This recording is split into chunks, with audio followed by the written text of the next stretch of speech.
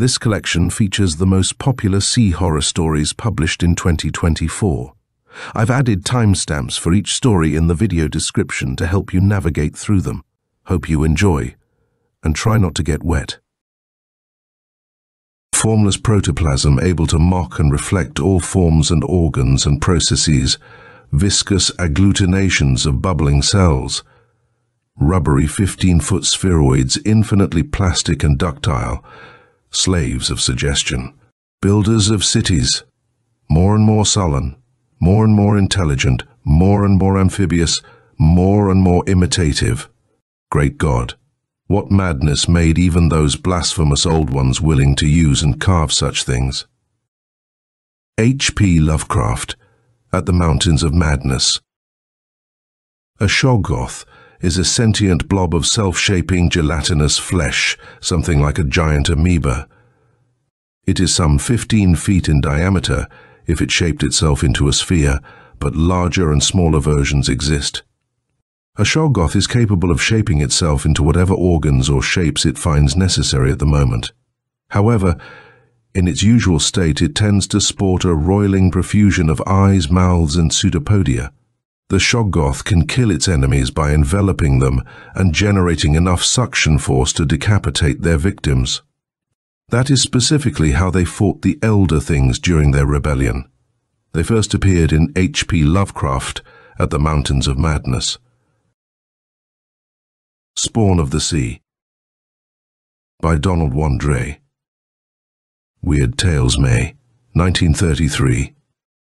The original illustration of this story was captioned with, "He took careful aim, steadied himself, and fired true." And this was its teaser, an amazing story of a weird voyage with a frightful sea beast spawned out of slime and darkness as cargo. Tom Gordon had never paid any undue attention to the bottle until the moment he stumbled and knocked it from its shelf to shatter upon the floor. From that instant, his interest became prodigious. Tom had been making a comfortable income from his gift shop for several years. He made a specialty of odd things, oriental jewelry, antique terracotta figurines, illuminated parchment leaves, African sculptures, old Java batiks, and 1,000 other items that were both unusual and artistic. Every summer, during the slack season, he went abroad for a month or so and wandered from place to place, purchasing whatever odds and ends appealed to him. The bottle was one of the acquisitions of his most recent trip.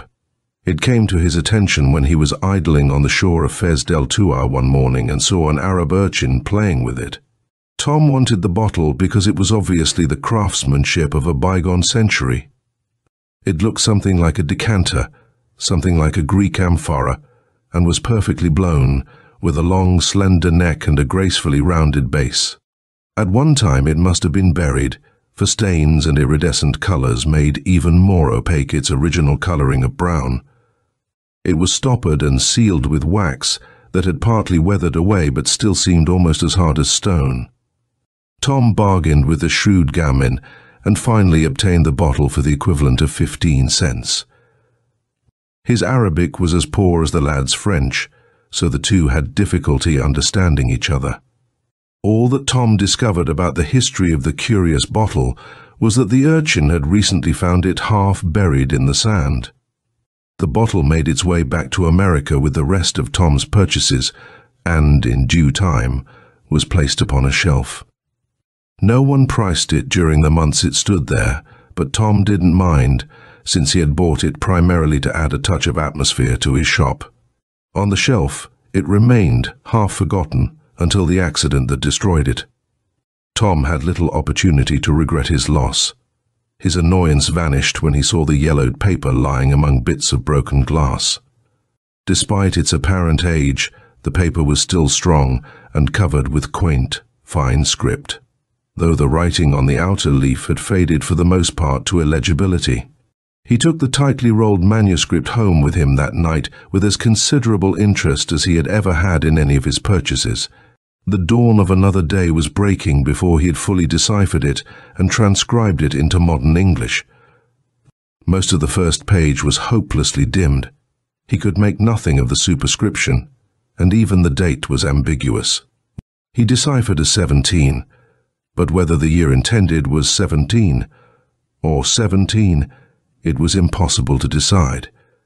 Tantalized by the unreadable introduction, he eventually proceeded with the body of a manuscript that was, in many ways, even more tantalizing. The hours flew by with never a thought from him as he pored over the script. To be sure, he grasped an occasional word on the outer leaf whose writing had been largely effaced by the action of sunlight. But nothing like a continuous narrative became possible until he turned to the second page, which began in the middle of a sentence. Day out the storm broke. We passengers were all ordered below deck, while the crew raced above, hauling in sail and trying to save the ship. May God's grace protect the 7 seas from another such gale. Out of a sooty sky, the rain lashed in torrents, the wind screamed through the rigging, and the vastest waves that ever were boiled up around us. The ship lurched and tipped as though any minute it would turn over or sink, and not one of us was unbruised after an hour of wild pitching to and fro. The women, poor things, were all the more terrified, for it was dangerous to risk lighting the lamps. We huddled in the dark and could hardly hear the shouting of the crew above the terrible uproar, with the waves pounding, thunder crashing, and the wind howling in a kind of fury. But besides these, we heard ominous cracks and heavy objects smashing across the decks, yet we knew not what went on up there. There was little food to be found, and that little, of course, went to the women and children. The rest of us did what we could to tie them and ourselves to anything solid or brace ourselves against sudden lurches. We got no sleep, neither did we talk, such was the fear upon us. Many hours passed with the ship staggering and being battered, yet I knew not at what time God's wrath descended. There was a long, sickening slide of the ship, a groaning and bursting of timbers, and then a sudden deafening crash.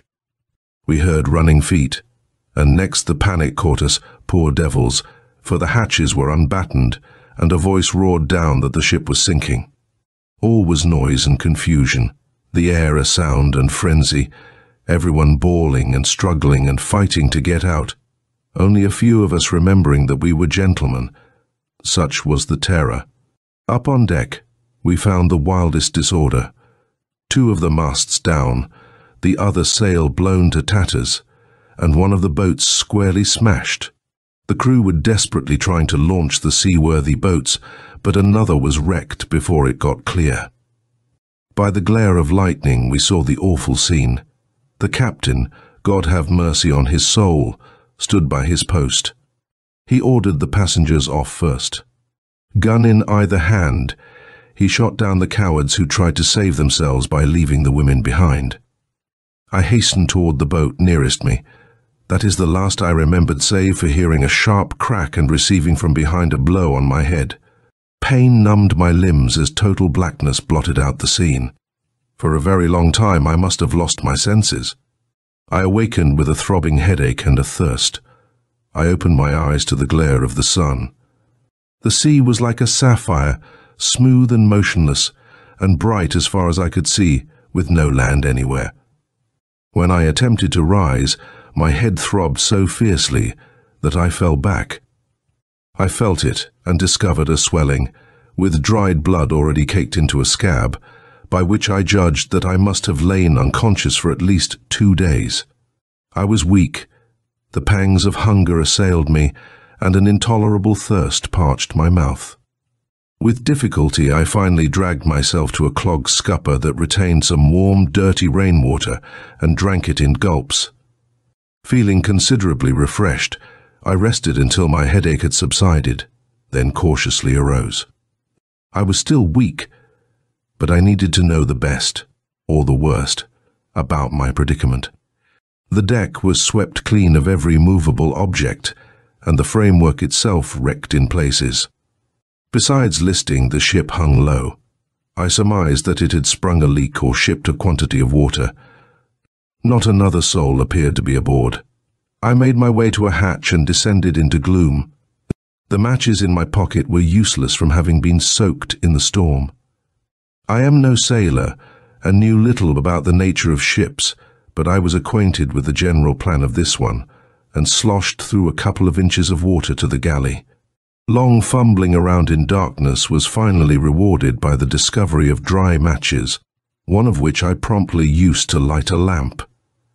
I satisfied my hunger with the first leftovers that came to hand: stale bread, a piece of salt cod, and some raw potatoes, washed down with a draught of English whiskey that refreshed me greatly.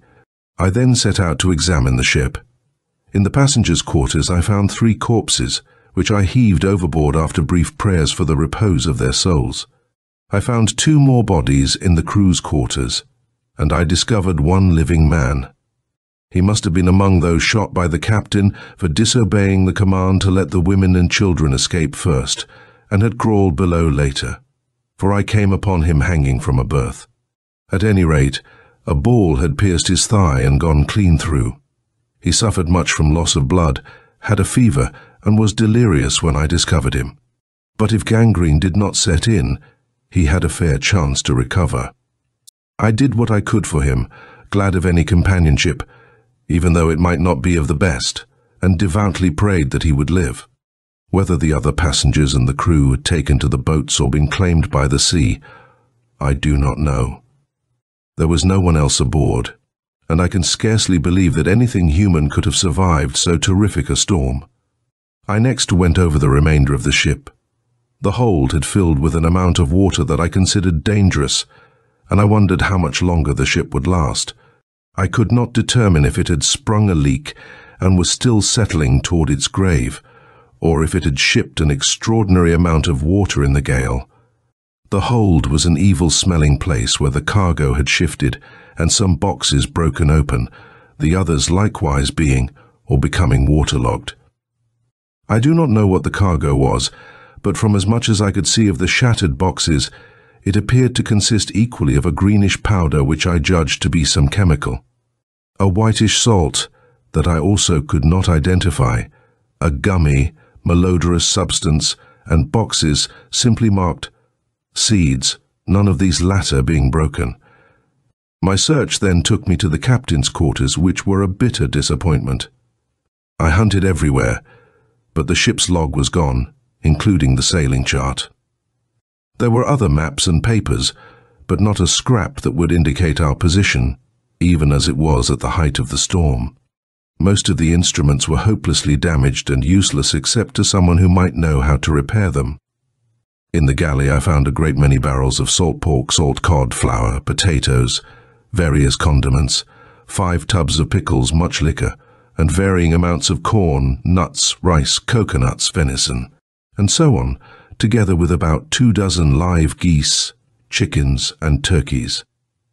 Altogether there were ample provisions, upon which 2 men could subsist for many months, possibly a year even.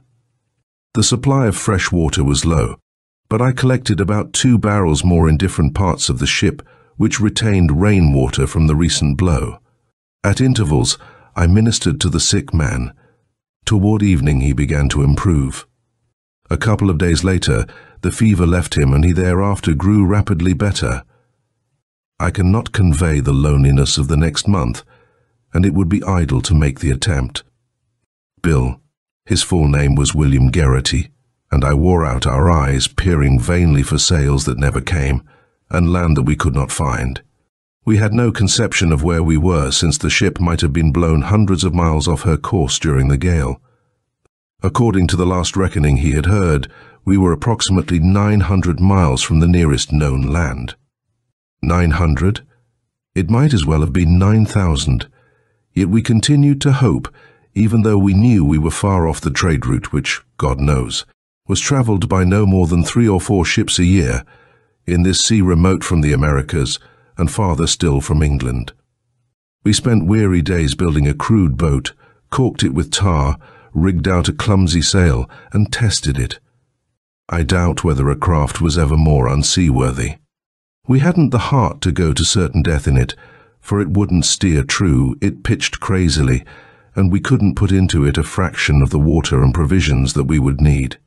We learned much by this experience, but we were also discouraged. Nevertheless, Disheartened by the alternatives of eventual starvation on our prison or certain death by sea, we set to work slowly erecting a more substantial boat. So the days went by, and the sun shone in deep blue skies, and the water lapped softly against the sides, and at night the stars came out brilliantly except when the moon rode high. Yet never a sail hove in sight, and though we probably drifted with currents, there was nothing to tell us how rapidly, and we saw no land. By ourselves, we could not repair and raise and rig a mast large enough to do us any good, for the season of calms had come. And since what canvas we had was too small for any benefit short of a stiff blow, we saved it for our boat. There was furthermore around the ship a bad smell that got on our nerves. It became stronger as the days passed until we determined to investigate its source. We traced it to the hold. We tried bailing the water out, but the stench was so sickening that we were compelled to cease. The water in the hold was queer stuff, unusually warm, thick and slimy, and a pale green in color. The cargo had evidently gone bad, or the chemicals, if that's what they were, caused the smell. We decided that the odor would dissipate in time, but it was so bad below that we took to sleeping on deck and going down only for our meals. There were strange noises that also bothered us, not the usual creakings and strainings of an old ship, but something we couldn't quite place. We used to hear it, as though down in the hold or far away, a stirring as of someone awakening, and a simmer like water coming to a boil. The smell didn't vanish. It got worse until, even though it wasn't so bad in the daytime on deck, at night, when we slept, it seeped up and polluted the air. We tried closing the hatches, but it did no good. Then it got into the food, and we not only had to smell the stench, but taste it. I don't know when the combination of curious sounds and horrible odors became too much for our nerves. I think it was the 43rd day of our drifting, but it doesn't matter. All the preceding night, the stink had hung heavily like a smoke cloud, and the strange noise, almost like that of a heart, became a rhythmic pulse as the night wore on. I at first believed my nerves were beginning to give way, but since Bill had had the same impressions, I thought we couldn't both be wrong. Somehow, I felt uneasy. The monotony and solitude were bad enough. Now we had a rotten miasma, and a singular noise to contend with besides. That morning we decided to make another investigation of the hold. Since we knew that the smell came from there, we suspected that the noises might have some connection with it. Perhaps a fermentation was going on. If worst came to worst, we might as well devote our time to carrying the bilge out or heaving the boxes and cargo overboard. I myself was rather sure that they were responsible for both the bad smell and the queer sounds. Going below was like walking into salt water. The odor was that strong, pushing and holding us back, a nauseating odor, filthy, abominable and beast-like. I think I was faint when we reached the hold, for I cannot otherwise quite account for what happened. Bill was carrying a lighted candle while I unbattened the hatch and looked in.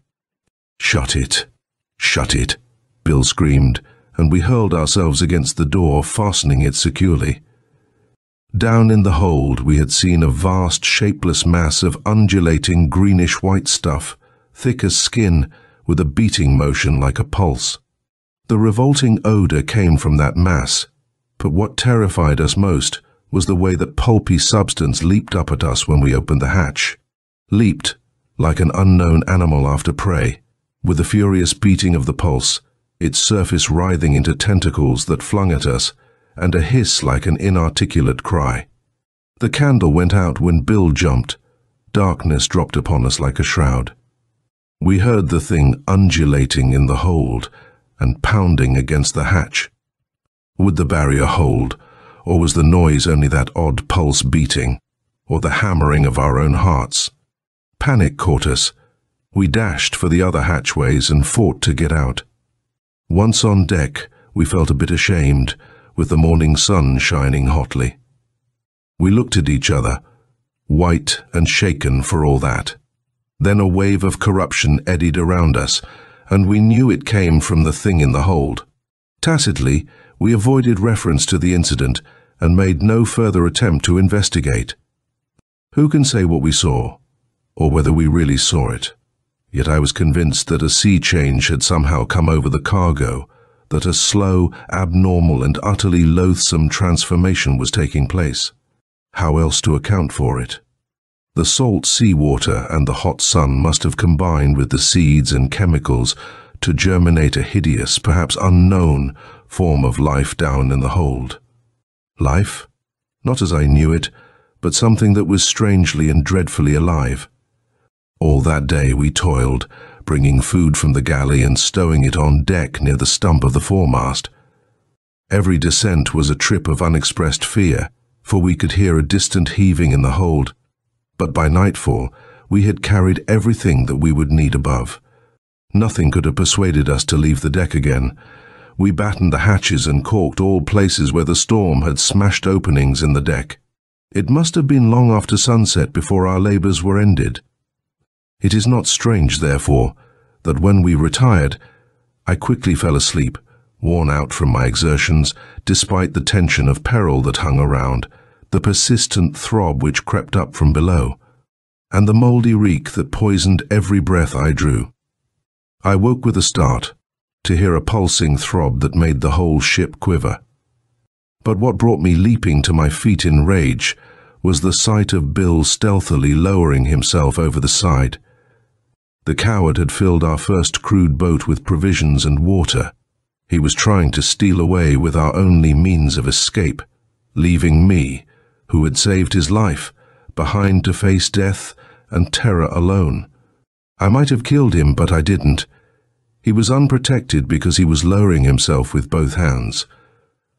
I whipped out my pistol and had him covered before he could scramble back. He didn't risk dropping to the sea. He knew that I could and would have shot him before he could pull out of range. I made him haul back every scrap of food and hoist the boat after I had disarmed him. Then I tied him securely and went back to sleep. I knew he would be dangerous from now on, but I also knew he would be unnerved by that hellish pulse which sounded from the ship's hold, the commotion the shapeless thing made, and the stench that hung thicker than ever. Existence became a nightmare. I had long abandoned hope of rescue. The only recourse left was to finish the larger boat on which we were laboring and trust that we made land. The stench on deck was horrible, and at night I heard that damnable pounding that became steadily more insistent. What if the thing broke out? I trembled at the thought of the consequences. And now I had to watch Bill every second. His aid was essential to finishing the boat, but the rat would kill me and flee the minute he received the opportunity. Each long second I was under the greatest strain, listening to that maddening beat, watching the moves that Bill made, and always faint with the putrescence that assailed my nostrils. Yet I toiled as strenuously as Bill to finish our boat, and as if all this was not disaster enough, the food began to spoil under the hot rays of the sun. The pork and cod became wormy. The venison dried out until it was tough as leather. Hardtack, pickles, potatoes, and nuts were about all we had left, except the flour that we occasionally made into soggy bread over a carefully guarded fire and munched without appetite. At night, I trussed Bill up and obtained what fitful sleep I could. In the morning, I released him and kept a hawk-like watch over his movements while we sweated over the boat. He didn't say much. He was sullen, and by the wicked look in his eyes, I knew he was still planning to escape. All through the night, he would talk and mumble and try to keep me awake. "You can't do this," he would plead when the distant pounding became loud. "What if that beast gets out? You'd run away and I'd get killed. It ain't fair. Damn you, take these ropes off. I won't try to escape." On and on he would go until he fell asleep, or I did. To make sure that he wouldn't try deserting again, I insisted on dismantling our first boat so that we could use the planks on our second one and progress faster. It took the heart out of him when he saw his way of escape disappear under his eyes, but I imagined he would work more willingly thereafter on the other boat. I realize now what a foolish action that was. for I ought to have kept a means of escape in constant readiness. Bill suggested time after time that we draw lots to see who should win the first boat and take a chance on reaching land.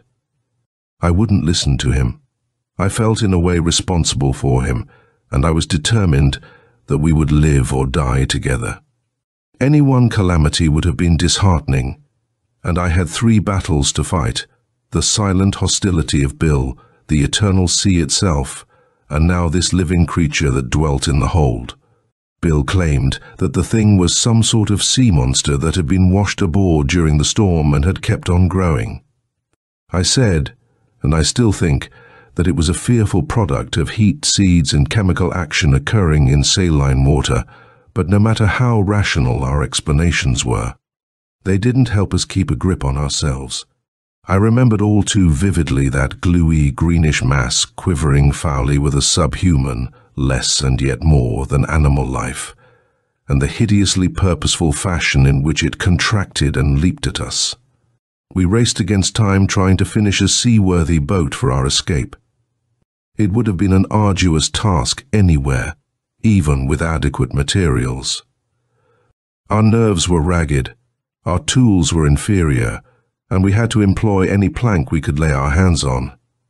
It was a hopeless race from the beginning, and we knew it. But at any rate, it kept us from brooding over our plight, and a kind of madness drove us on, to the heat of a tropical sun and the interminable sound of a heart beating with monotonous regularity. For 3 days we lived in a wretched hell. By the 46th day, the faraway throb had swelled to a thud that was weirdly alive, louder than the faint lapping of waves or the blood that coursed in my temples. At night, it fairly drove us wild. We listened to it with a sort of dreadful fascination, hardly conscious that for hours our movements had been rhythmically actuated by its tempo. I didn't sleep well, and I didn't sleep long after we turned in that evening. I dozed a bit, only to wake from insane dreams to insane reality, and then doze again while that accursed heart beat steadily. I came to a sudden, terrified awakening when a heavy crash drowned out the sound. Bill screamed, and I leaped over to him, freeing his bonds at a slash. Together we crouched in the darkness, listening. A sucky gurgling came from down in the hold. We heard a commotion as of oil bubbling, and the stench settled around us worse than ever. And closer yet, louder still, came the pounding that was shattering our nerves. "My God, it's broken out," whimpered Bill. "Oh, shut up," I answered angrily. "Crying won't help. The thing's loose. Our only chance is to kill it or get away as fast as we can." "You can't kill a thing like that," he mumbled. I knew he was right. There were plenty of balls for the guns, but most of the powder was ruined in the storm. Besides, what effect could the pellets have on a creature of such huge size and unfamiliar nature? "Come on," I ordered. "We'll have to hurry." But we halted in dismay before our boat. At least a week would be needed to complete it, and we felt certain that we would not have anywhere near a week's time. The way that that monster moved around below us made us shiver. It must have flowed along, for it made a sticky noise, and every once in a while we heard a sort of plop as if it had swallowed something, or maybe felt around with some tentacle like an octopus's that gave out a sucking smack when it jerked away. And ever the pulse drummed louder, hellishly regular, shattering our nerves with each thud. "We'll have to dismantle the boat and make a raft," I curtly told Bill. He started to complain. "Then stay here and rot, unless the thing gets you first," I cursed. "We won't have much chance of coming out alive on a raft, but we won't have any chance if we remain here. And we'll have to work fast. It's only a question of hours before the thing breaks on deck." As if to confirm my words, we heard a faint, tentative slithering underneath us. "It's probably smelled us already," I whispered. "I think it's feeling around for a way to get at us. It may be able to slide through a crack, like water. Come on." That was enough for Bill. Together we started our work all over again, tearing apart the half-finished dory. There was no moon, and the starlight was insufficient to see by. We set up a couple of tapers and labored as best we could in their feeble glow. It was a humid night. In 10 minutes we were soaked with perspiration while we ripped the boards apart and began fastening them into a rude raft. And all the while, the thing throbbed in great beats underneath us and made loathly noises that nauseated us. If it had been a definite kind of animal, we might have stood it better. But the beast was amorphous, or rather protean, and the only sounds that it made were its movements and the pulse of its life, except once in long whiles when it emitted an inarticulate and dreadful unvocal cry. I could not help thinking of the beast as a disembodied stomach, expressing its hunger for food, and its audible desire was the more shocking for it implied neither the animal nor the organic, but the sub-vital. The sub-organic, as though the monster, God forgive me for the thought, belonged halfway between dead earth and living bodies. Desperate, anxious, fearing, and apprehensive, we worked in semi-darkness with reckless haste. The ship was ghostly on the dark waters, and the tapers shed a phantom glow. Very close I heard the eerie sounds of the thing below. I do not know how long we strove. An hour, perhaps 2. The grey dawn was coming before our rough raft had been sufficiently completed to be launched. 2 more planks, and she'll be ready, I told Bill. It'll only take me a minute or so to finish. We'll save time if you go over to the stores and bring the food back while I put the planks on. Better hurry. Bill nodded and left. I had barely got one of the planks in place when he returned, staggering under a load of miscellaneous provisions. Good work, I encouraged him. Now roll the keg of water here and we'll be set to leave. I heard his steps move away while I prepared to finish my job, and I heard an ominous crack, a bursting smash that came without warning. I leaped to my feet and whirled around, suspecting treachery. Would God that it had been treachery! Anything save the reality that stunned me into a momentary stupor. By the dim light of dawn, I saw the main hatch burst open, and out of it bubbled and flowed with torrential swiftness a mass of sickly green corruption, thick, horrible, noxious, suffocating by reason of its putrid stench, and sinisterly alive, and foully sentient with a purpose whose nature I could guess. A heap of crawling liquescence, formless yet held together and directed somehow by a rudimentary awareness, opaque, and yet with dark filaments like hairs or veins or vines weaving a webwork through it, moving swiftly and strangely, with a rhythmic advance and recession, a bloating expansion and contraction as the pulse that dominated the hellish mass rose and fell. Between it and me stood Bill, rigid with fright. Then he gave a strangled cry and bounded toward me. The scene that followed is burned forever on the unfortunate altar of my thoughts. Even as Bill sprang, the pudgy heap vented a rustling hiss and surged outward with a turbulent rush, and flung after Bill a swath of greenish viscidity. He could not help himself, in mid-air as he was from his leap, and down he came in the green horror. And he kept going down. Oh God, he kept going down. He dissolved inch by inch in that gluey puddle, and his furious thrashings could not budge him a step. Fire cannot consume nor acid eat so rapidly as that thing consumed and ate and fed upon him and devoured him alive. When he first landed in it, he uttered a piercing shriek, shrill and terrible. I fired both my pistols at the monster and saw the balls rip into the quivering jelly, but nothing indicated that they had had any effect. Then Bill screamed, a long series of uninterrupted screams, rising and falling, frenzied and tortured and insane, until his voice was raw, and only a hoarse and hideous lowing came from his writhing mouth and convulsively cording throat. I prayed for blackest night, but the dawn grew lighter, and the scene stood out with sickening clearness. I fumbled in haste to reload a pistol. Then, with an arm that trembled, I took careful aim and steadied myself and fired true. The ball buried itself in Bill's heart. He sagged, and what was left of him fell. I hope that I was not wrong when I believed I saw the briefest shine of glad thanks in his eyes before they glazed and went blank. And the stuff welled interminably from the hatch, and the corpse dwindled while I watched. A rosy tint began to suffuse the webwork of the monstrous thing. A certain awful muscular distension and contraction shook it. Its stench grew insufferable. A deep horror racked me with a shudder, then panic, ungovernable terror swept me, and I dashed for the rail. I saw the glistening mass drive after me like a hurricane, and I knew that Bill's frightful fate would be mine before ever I could leap into the cleansing sea. And at that moment, the sun's rim slid above the eastern horizon, and its golden rays slanted to the deck. The monster shriveled as though tormented. A voiceless sibilance poured from it.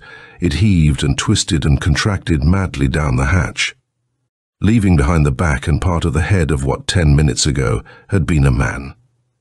Something in the monster's nature, or its long confinement in darkness, had made sunlight an agony which it could not endure. It is now mid-morning. I gave Bill a hasty sea burial. I have written this narrative, and am about to toss it overboard sealed in a bottle, so that if by chance it reach a passing ship, a watch may be kept out for me, and this derelict, if it be sighted, sunk from a distance or wholly avoided.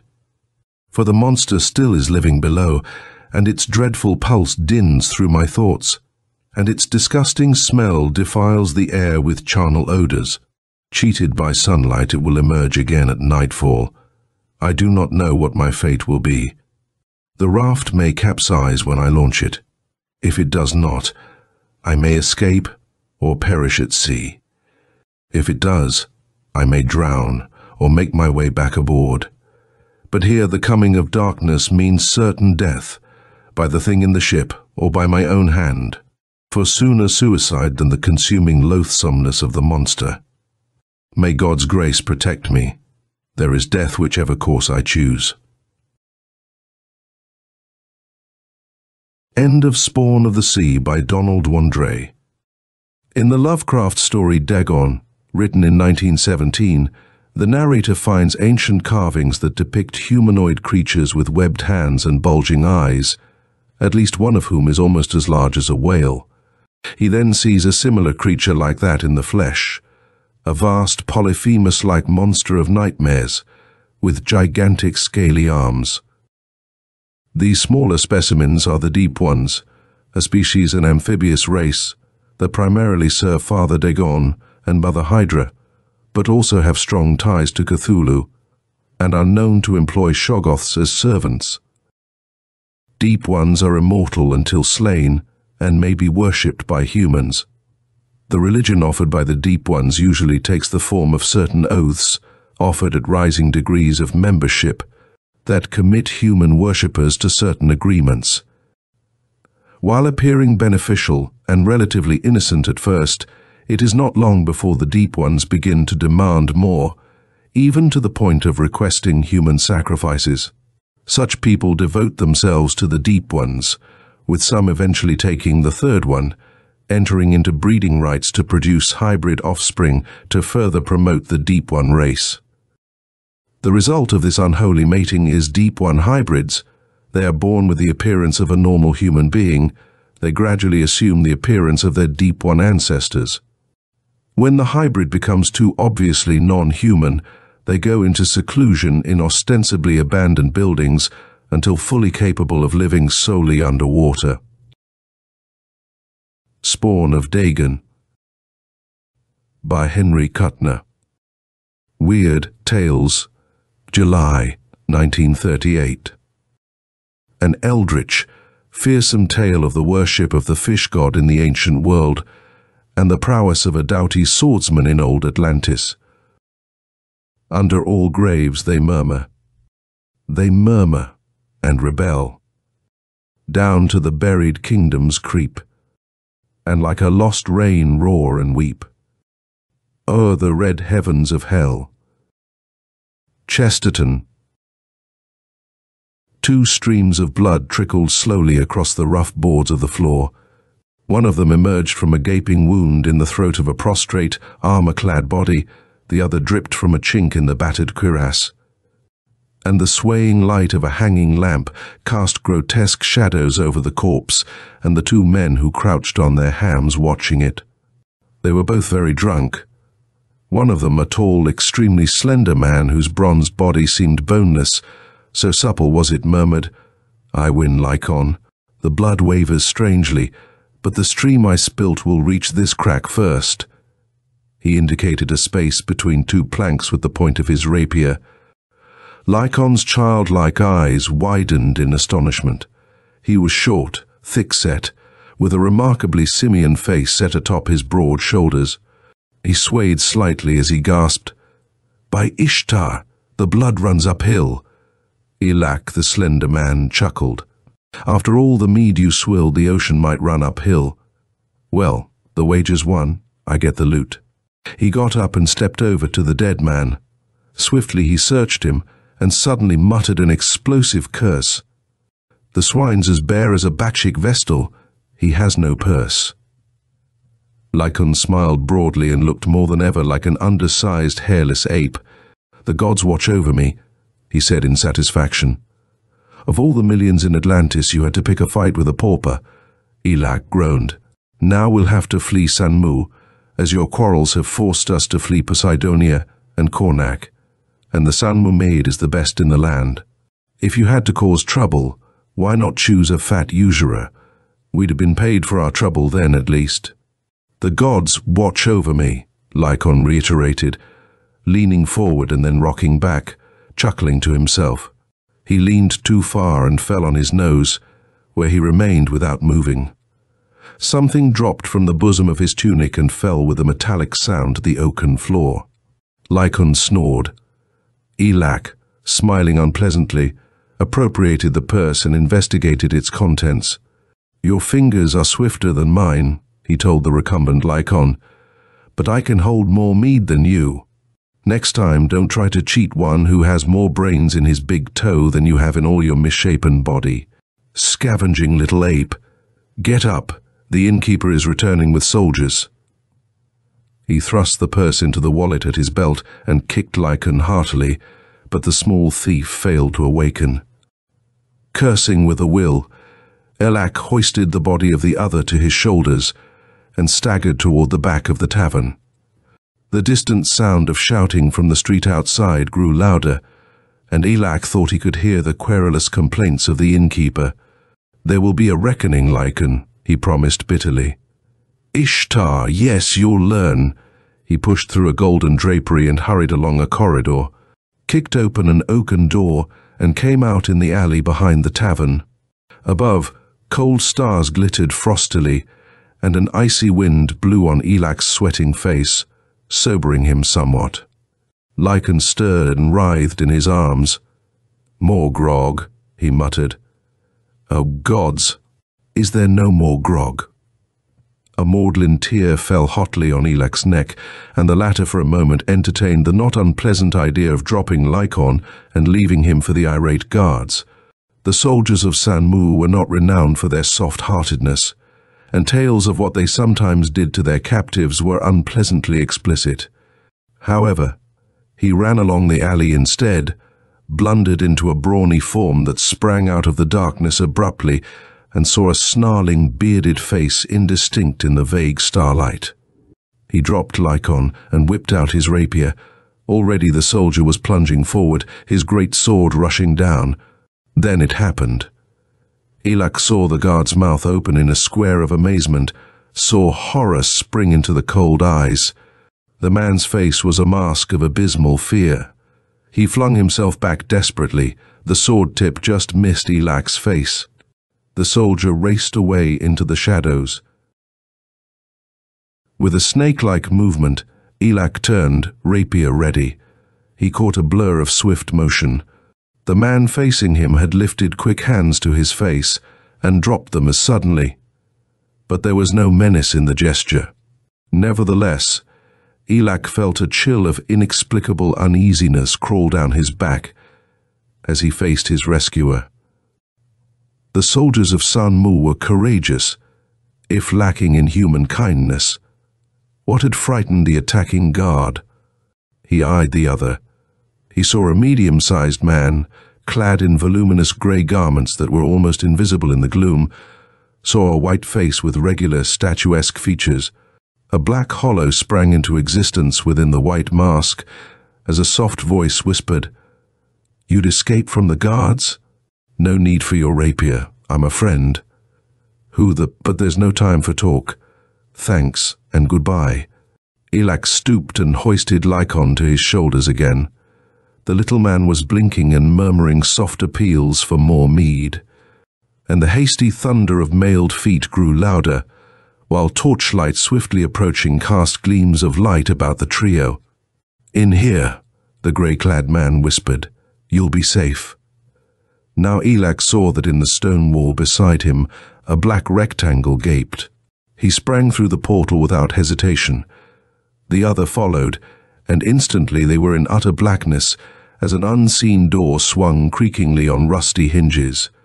Elak felt a soft hand touch his own. Or was it a hand?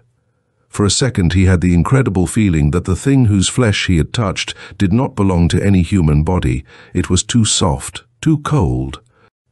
His skin crawled at the feel of the thing. It was withdrawn, and a fold of grey cloth swung against his palm. He gripped it. "Follow!"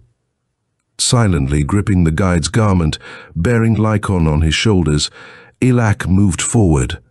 How the other could find his way through the blackness Elak did not know, unless he knew the way by heart. Yet the passage, if passage it was, turned and twisted endlessly as it went down. Presently, Elak had the feeling that he was moving through a larger space, a cave perhaps. His footsteps sounded differently, somehow, and through the darkness vague whisperings came to him, whispers in no language he knew. The murmurous sibilance rustled out strangely, making Elak's brows contract and his free hand go involuntarily to the hilt of his rapier. He snarled, "Who's here?" The invisible guide cried out in the mysterious tongue. Instantly the whisperings stopped. "You are among friends," a voice said softly from the blackness. "We are almost at our destination. A few more steps." A few more steps and light blazed up. They stood in a small rectangular chamber hollowed out of the rock. The nitrous walls gleamed dankly in the glow of an oil lamp, and a little stream ran across the rock floor of the cave and lost itself, amid chuckles of goblin laughter, in a small hole at the base of the wall. 2 doors were visible. The grey-clad man was closing one of them. A crude table and a few chairs were all the furnishings of the room. Elak strained his ears. He heard something that should not be heard in inland Sanmu. He could not be mistaken.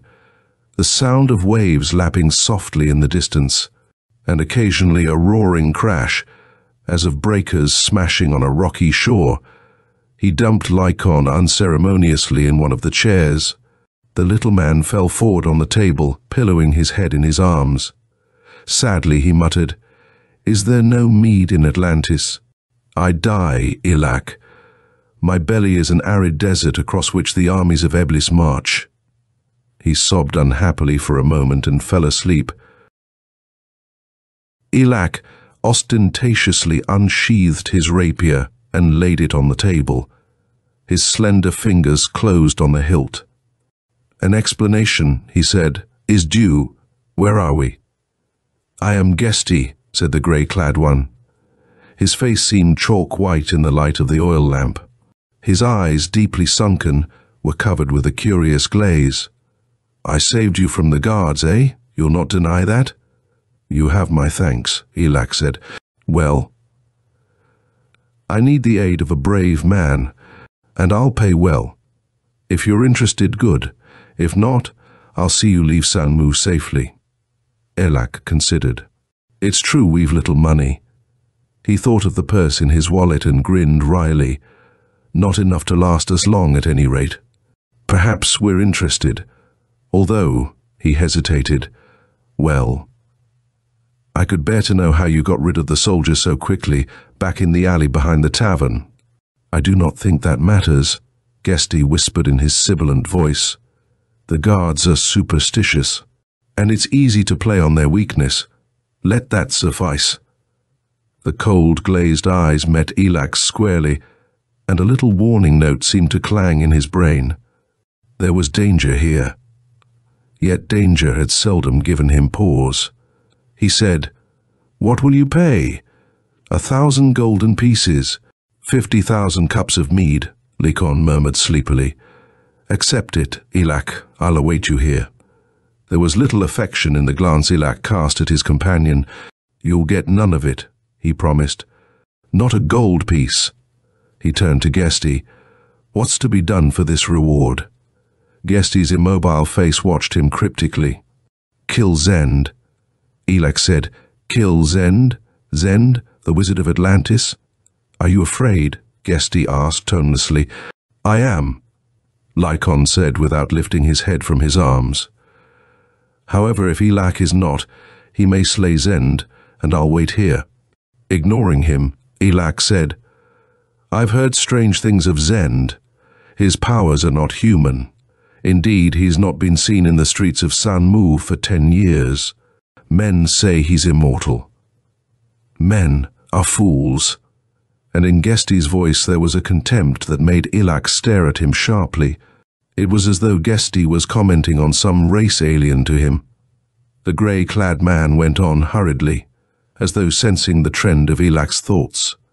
"We have driven a passage under Zend's palace. We can break through at any time. That we shall do tonight. 2 tasks I give you: kill Zend, shatter the red sphere." Elak said, "You're cryptic. What red sphere?" "It lies in the topmost minaret of his palace. His magic comes from it. There is rich loot in the palace, Elak, if that's your name." "So the little man called you." "Elak, or dunce, or robber of drunken men," Lycon said, absently feeling the bosom of his tunic. "All alike. Call him by any of those names and you'll be right. Where is my gold, Elak?" But without waiting for an answer, he slumped down in his chair, his eyes closing and his mouth dropping open as he snored. Presently he fell off the chair and rolled under the table, where he slumbered. "What the devil can I do with him?" Elak asked. "I can't take him with me, he'd—" "Leave him here," Gesti said. Elak's cold eyes probed the other. "He'll be safe?" "Quite safe. None in Sanmu but our band knows of this underground way." "What band is that?" Elak asked. Gesti said nothing for a time. Then his soft voice whispered, "Need you know?" "A political group banded together to overthrow the king of Sanmu, and Zend, from whom he gets his power." "Have you more questions?" "No." "Then follow." Gesti led Elak to one of the oaken doors. It swung open, and they moved forward up a winding passage. In the dark, Elak stumbled over a step. He felt the cloth of Gesti's garment touch his hand and gripped it. In the blackness, they ascended a staircase cut out of the rock. Halfway up, Gesti paused. "I can go no further," he whispered. "The way is straight. At the end of the stairway, there is a trap door of stone. Open it. You'll be in Zend's place. Here is a weapon for you." He thrust a tube of cold metal into Elak's hand. "Simply squeeze its sides, pointing the smaller end at Zend. You understand?" Elak nodded, and although Gesti could scarcely have seen the movement in the darkness, he whispered, "Good. Dagon guard you." He turned away. Elak heard the soft rush of his descent dying in the distance. He began to mount the stairs wonderingly. Dagon, was Gesti a worshipper of the forbidden evil god of ocean? Poseidon, a benignant sea god, was adored in marble temples all over the land, but the dark worship of Dagon had been banned for generations. There were tales of another race whose god Dagon was, a race that had not sprung from human or even earthly loins. Gripping the odd weapon, Elak felt his way upward. At length his head banged painfully against stone, and cursing softly, he felt about in the darkness. It was the trap-door of which Gesti had spoken. 2 bolts slid back in well-oiled grooves. and the door lifted easily as Elak thrust his shoulders against it. He clambered up in semi-darkness, finding himself in a small bare room through which light filtered from a narrow window slit high in the wall. A mouse, squeaking fearfully, fled as he scrambled to his feet. Apparently the room was little used. Elak moved stealthily to the door. It swung open a little under his tierce hand.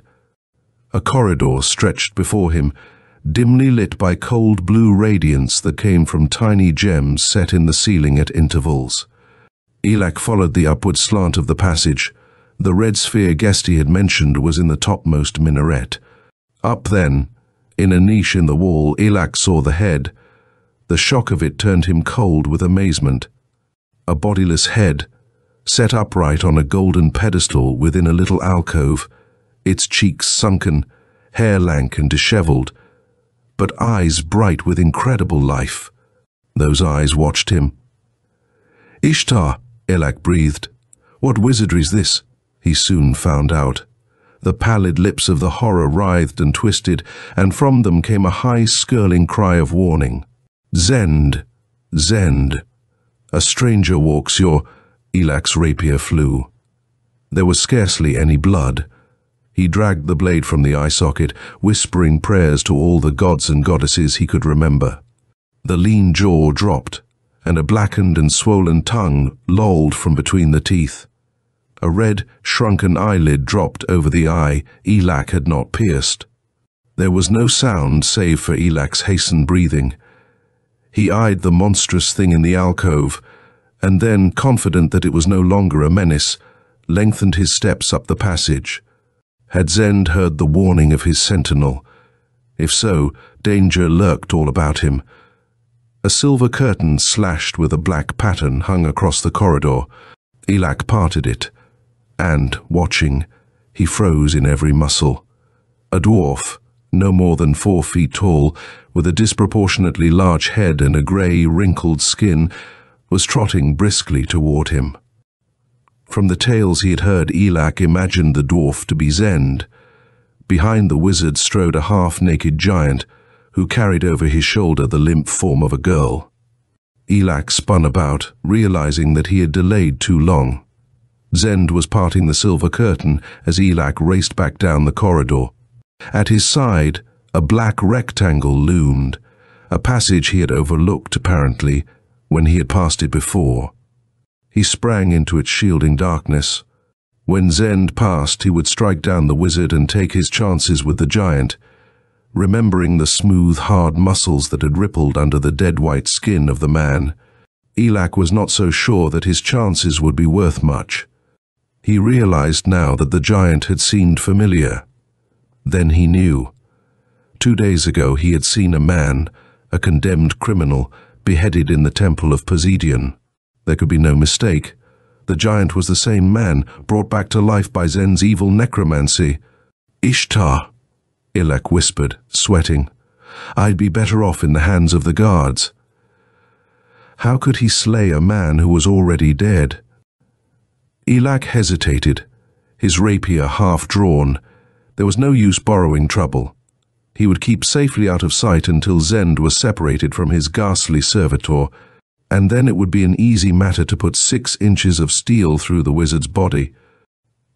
Elak was never one for taking unnecessary risks, as he had a wholesome regard for his hide. He heard a shuffling of feet and drew back within the side passage to let Zend pass. But the wizard turned suddenly and began to mount the steeply sloping corridor where Elak lurked. In Zend's hand was a softly glowing gem that illuminated the passage, though not brightly. Elak fled. The passage was steep and narrow, and it ended at last before a blank wall. Behind him, a steady padding of feet grew louder in the distance. He felt around desperately in the dark. If there was a hidden spring in the walls, he failed to find it. A grin lighted his face as he realized how narrow the passage was. If he could do it. He placed his palms flat against the wall, and with his bare feet found an easy purchase on the opposite one. Face down, swiftly, With his muscles cracking under the strain, he walked up the wall until he was safely above the head of even the giant. There he stopped, sweating, and glanced down. Only an enormously strong man could have done it, and if Elek had weighed a little more, it would have been impossible. His shoulders and thighs ached as he strained to hold his position without moving. The trio were approaching. If they should glance up, Elak was ready to drop and use his blade, or the strange weapon Gesty had given him. But apparently they did not notice him, hidden as he was in the shadows of the high ceiling. He caught a glimpse of the girl the giant carried, a luscious wench. But of course, Zend would undoubtedly choose only the most attractive maidens for his necromancy and sorcery. If that dead-alive monster weren't here, he ruminated, I'd be tempted to fall on Zend's head. No doubt the girl would be grateful. She was, at the moment, unconscious. Long black lashes lay on cream-pale cheeks, and dark ringlets swayed as the giant lurched on. Zend's hand fumbled out, touched the wall. The smooth surface of stone lifted, and the grey dwarf pattered into the dimness beyond. The giant followed, and the door dropped again. With a low curse of relief, Elak swung noiselessly to the floor and rubbed his hands on his leather tunic. They were bleeding, and only the hardness of his soles had saved his feet from a similar fate. After a brief wait, Elak fumbled in the darkness and found the concealed spring. The door lifted, with a whispering rush of sound. Elak found himself in a short corridor that ended in another black-slashed silver curtain. He moved forward, noticing with relief that the door remained open behind him. Beyond the silver curtain was a room, huge, high-domed, with great open windows through which the chill night wind blew strongly. The room blazed with the coruscating brilliance of the glowing gems, which were set in walls and ceiling in bizarre arabesque patterns. Through one window, Elak saw the yellow globe of the moon, which was just rising. 3 archways, curtained, broke the smooth expanse of the farther wall. The chamber itself, richly furnished with rugs and silks and ornaments, was empty of occupants. Elak noiselessly covered the distance to the archways and peered through the curtain of the first. Blazing white light blinded him. He had a flashing, indistinct vision of tremendous forces, leashed, cyclopean, straining mightily to burst the bonds that held them. Yet actually he saw nothing, merely an empty room. But empty he knew that it was not. Power unimaginable surged from beyond the archway, shuddering through every atom of Elak's body. Glittering steel walls reflected his startled face, and on the floor, in the very center of the room, he saw a small mud-colored stone. That was all. Yet about the stone surged a tide of power that made Elak drop the curtain and back away, his eyes wide with fear. Very quickly he turned to the next curtain, peered apprehensively beyond it. Here was a small room, cluttered with alembics, retorts, and other of Zen's magical paraphernalia. The pallid giant stood silently in a corner. On a low table was stretched the girl, still unconscious. Above her hovered the grey dwarf, a crystal vial in one hand. He tilted it. A drop fell. Elak heard Zen's harsh voice. A new servant, a new soul to serve me. When her soul is freed, I shall send it to Antares. There is a planet there where I've heard much sorcery exists. Mayhap I can learn a few more secrets. Elak turned to the last alcove. He lifted the curtain, saw a steep stairway. From it rose-red light blazed down. He remembered Gesty's words, shatter the red sphere. His magic comes from it. Good. He'd break the sphere first, and then, with no magic to protect him, Zend would be easy prey. With a lithe bound, Elak began to mount the stairs. Behind him came a guttural cry. Eblis, Ishtar, and Poseidon, Elak said hastily. Protect me now.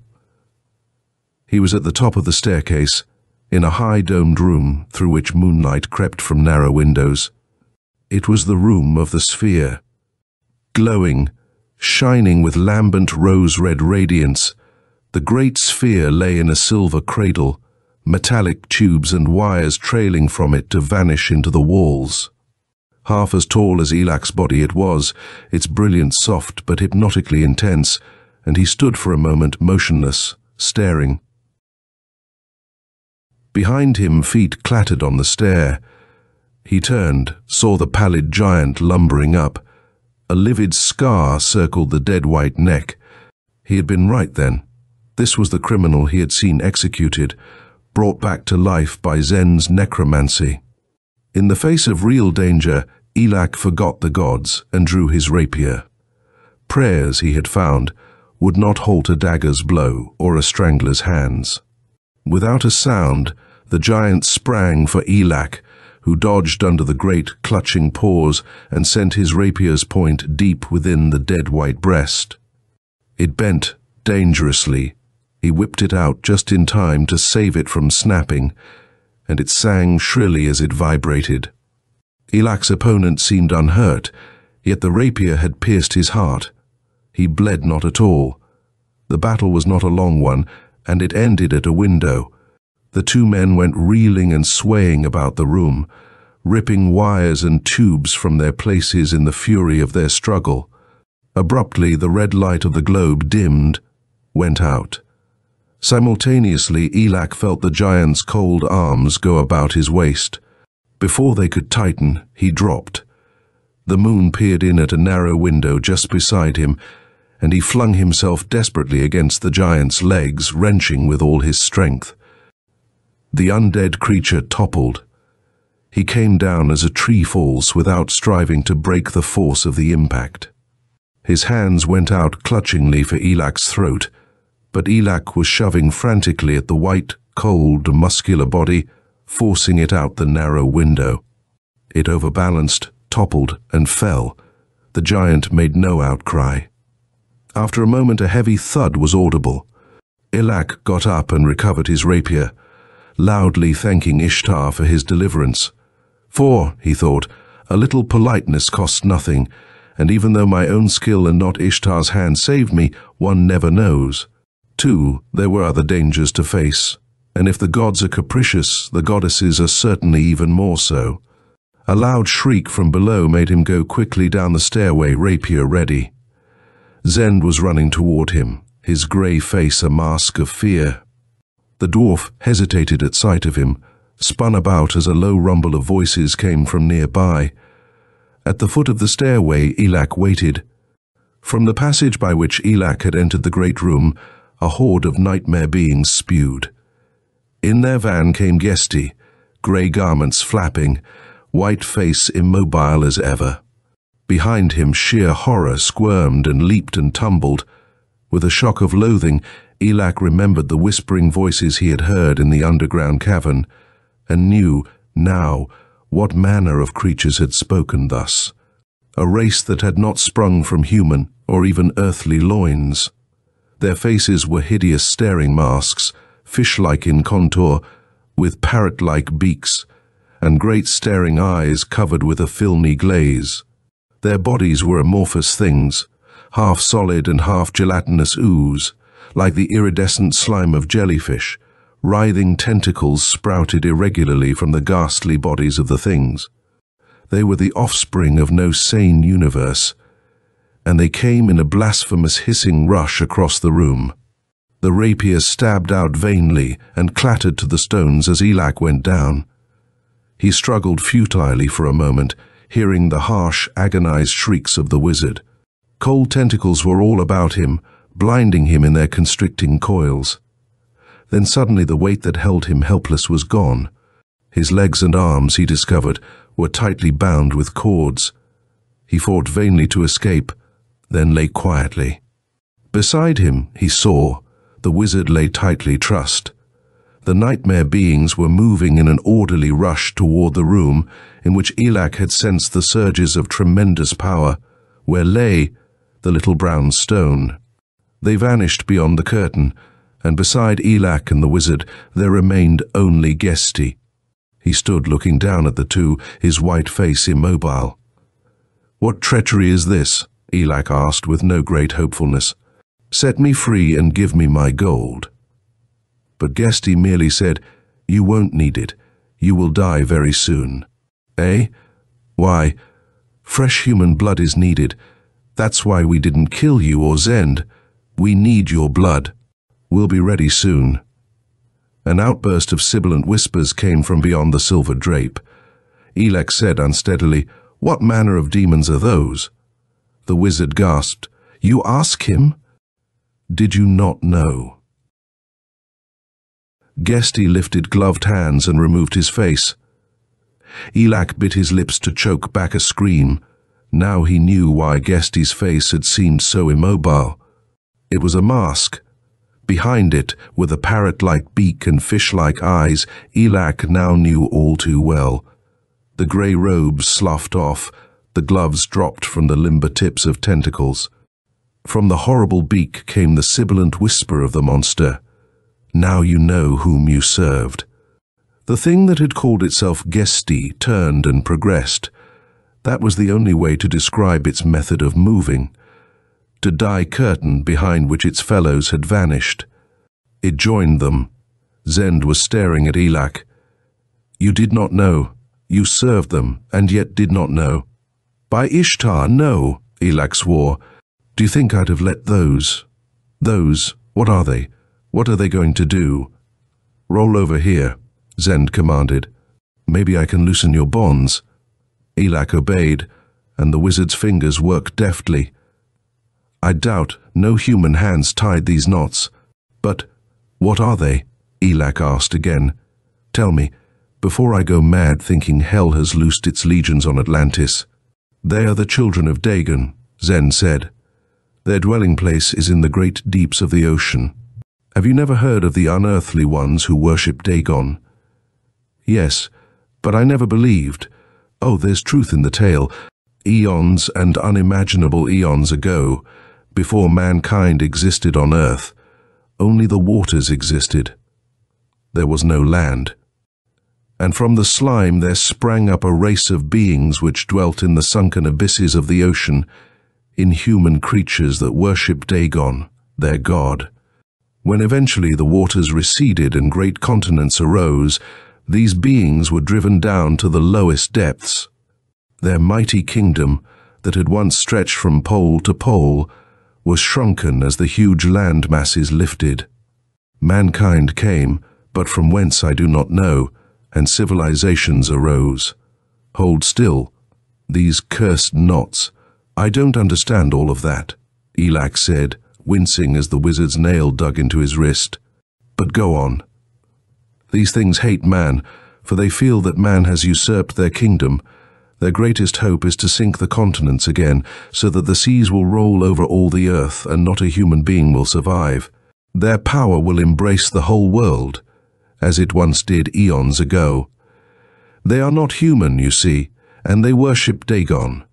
They want no other gods worshipped on earth. Ishtar, dark Eblis, even Poseidon of the sunlit seas. They will achieve their desire now, I fear." "Not if I can get free," Elak said. "How do the knots hold?"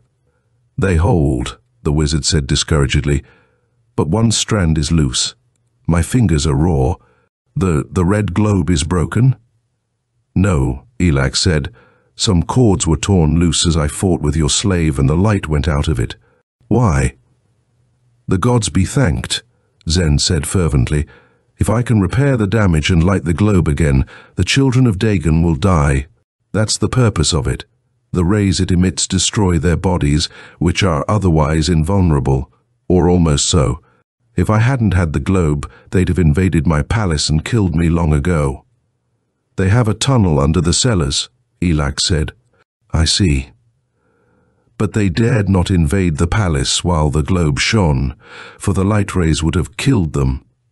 Curse these knots, if they accomplish their purpose." "What's that?" Elak asked, but he had already guessed the answer. "To sink Atlantis.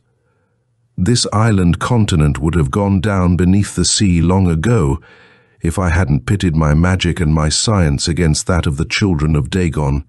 They are masters of the earthquake, and Atlantis rests on none too solid a foundation. Their power is sufficient to sink Atlantis forever beneath the sea. But within that room, Zend nodded toward the curtain that hid the sea-bred horrors. In that room there is power far stronger than theirs. I have drawn strength from the stars and the cosmic sources beyond the universe. You know nothing of my power.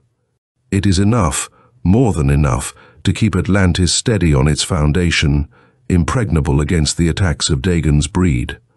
They have destroyed other lands before Atlantis. Hot blood dripped on Elak's hands as the wizard tore at the cords. Other lands. There were races that dwelt on Earth before man came.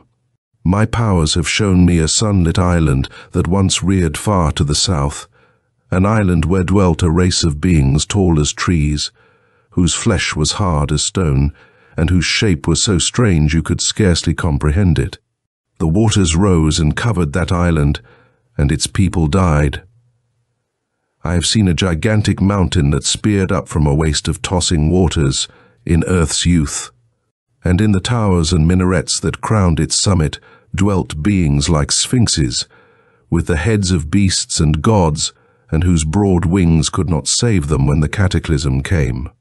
For ruin came to the city of the sphinxes, and it sank beneath the ocean, destroyed by the children of Dagon. And there was, "Hold!" Elak's breathless whisper halted the wizard's voice. "Hold! I see rescue, Zend." "Eh?" The wizard screwed his head around until he too saw the short, ape-featured man who was running silently across the room, knife in hand.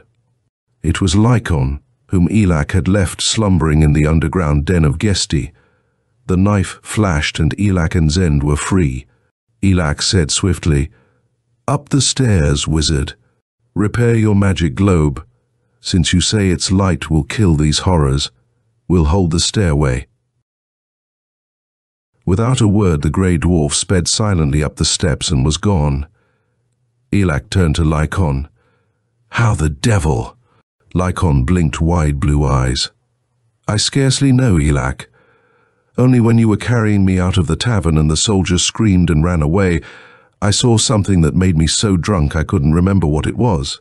I remembered only a few minutes ago, back downstairs somewhere, a face that looked like a gargoyle's, with a terrible great beak and eyes like Midgard serpents. And I remembered I'd seen Gesti put a mask over the awful face just before you turned there in the alley. So I knew Gesti was probably a demon. And so you came here," Elak commented softly. "Well, it's a good thing for me you did. What's the matter?" Lycon's blue eyes were bulging. "Is this your demon?" the little man asked, pointing. Elak turned and smiled grimly. Facing him, her face puzzled and frightened, was the girl on whom Zend had been experimenting, the maiden whose soul he had been about to unleash to serve him when Elak had arrived. Her eyes were open now, velvet soft and dark, and her white body gleamed against the silver-black drape. Apparently she had awakened and had arisen from her hard couch. Elak's hand went up in a warning gesture, commanding silence, but it was too late. The girl said, "Who are you?" "Zend kidnapped me. Are you come to set me free?" "Where?" With a bound Elak reached her, dragged her back, thrust her up the stairway. His rapier flashed in his hand. Over his shoulder Ly cast a wolfish smile. "If we live, you'll escape Zend and his magic," he told the girl, hearing an outburst of sibilant cries and the rushing murmur of the attacking horde. Yet he did not turn. "What's your name?" he asked. "Coryllis." "Where, Elak?" Lycon shouted. Elak turned to see the little man's sword flash out, shearing a questing tentacle in two. The severed end dropped, writhing and coiling in hideous knots. The frightful devil masks of monsters glared into Elak's eyes. The children of Dagon came sweeping in a resistless rush, cold eyes glazed and glaring, tentacles questing, iridescent bodies shifting and pulsing like jelly, and Elak and Lycon and the girl Coryllis were caught by their fearful wave and forced back up the staircase. Snarling inarticulate curses, Lycon swung his sword, but it was caught and dragged from his hand by a muscular tentacle. Elak tried to shield Coryllis with his own body. He felt himself going down, smothering beneath the oppressive weight of cold, hideous bodies that writhed and twisted with dreadful life. He struck out desperately and felt a hard, cold surface melting like snow beneath his hands. The weight that held him down was dissipating. The things were retreating, flowing back, racing and flopping and tumbling down the stairs, shrieking an insane, shrill cry. They blackened and melted into shapeless puddles of slime that trickled like a little grey stream down the stairway. Elak realized what had happened. A rose-red light was glowing in the air all about him. The wizard had repaired his magic globe, and the power of its rays was destroying the nightmare menace that had crept up from the deeps. In a heartbeat it was over. There was no trace of the horde that had attacked them. Grey puddles of ooze no more. Elak realized that he was cursing softly, and abruptly changed it to a prayer. With great earnestness he thanked Ishtar for his deliverance. Lycon recovered his sword and handed Elak his rapier. "What now?" he asked. "We're off. We're taking Coryllis with us. There's no need to linger here. True, we helped the wizard, but we fought him first. He may remember that. There's no need to test his gratefulness, and we'd be fools to do it." He picked up Coryllis, who had quietly fainted, and quickly followed Lycon down the steps. They hurried across the great room and into the depths of the corridor beyond, and 5 minutes later they were sprawled at full length under a tree in one of Sanmu's numerous parks. Elak had snatched a silken robe from a balcony as he passed beneath, and Coryllis had draped it about her slim body. The stars glittered frostily overhead, unconcerned with the fate of Atlantis, stars that would be shining thousands of years hence when Atlantis was not even a memory. No thought of this came to Elak now. He wiped his rapier with a tuft of grass, while Lycon, who had already cleaned his blade, stood up and, shading his eyes with his palm, peered across the park. He muttered something under his breath and set off at a steady lope. Elak stared after him. "Where's he going?" "There's a by Ishtar. He's going in a grog shop, but he has no money." How? A shocked thought came to him, and he felt hastily in his wallet. Then he cursed. "The drunken little ape. When he slashed my bonds, in the wizard's palace, he stole the purse. I'll—" Elak sprang to his feet and took a stride forward. Soft arms gripped his leg. He looked down. "Eh?" "Let him go," Coryllis said, smiling. "He's earned his meed." "Yes, but what about me?" "Let him go," Coryllis murmured. And ever after that, Lycon was to wonder why Elak never upbraided him about the stolen purse. End of Spawn of Dagon by Henry Kuttner.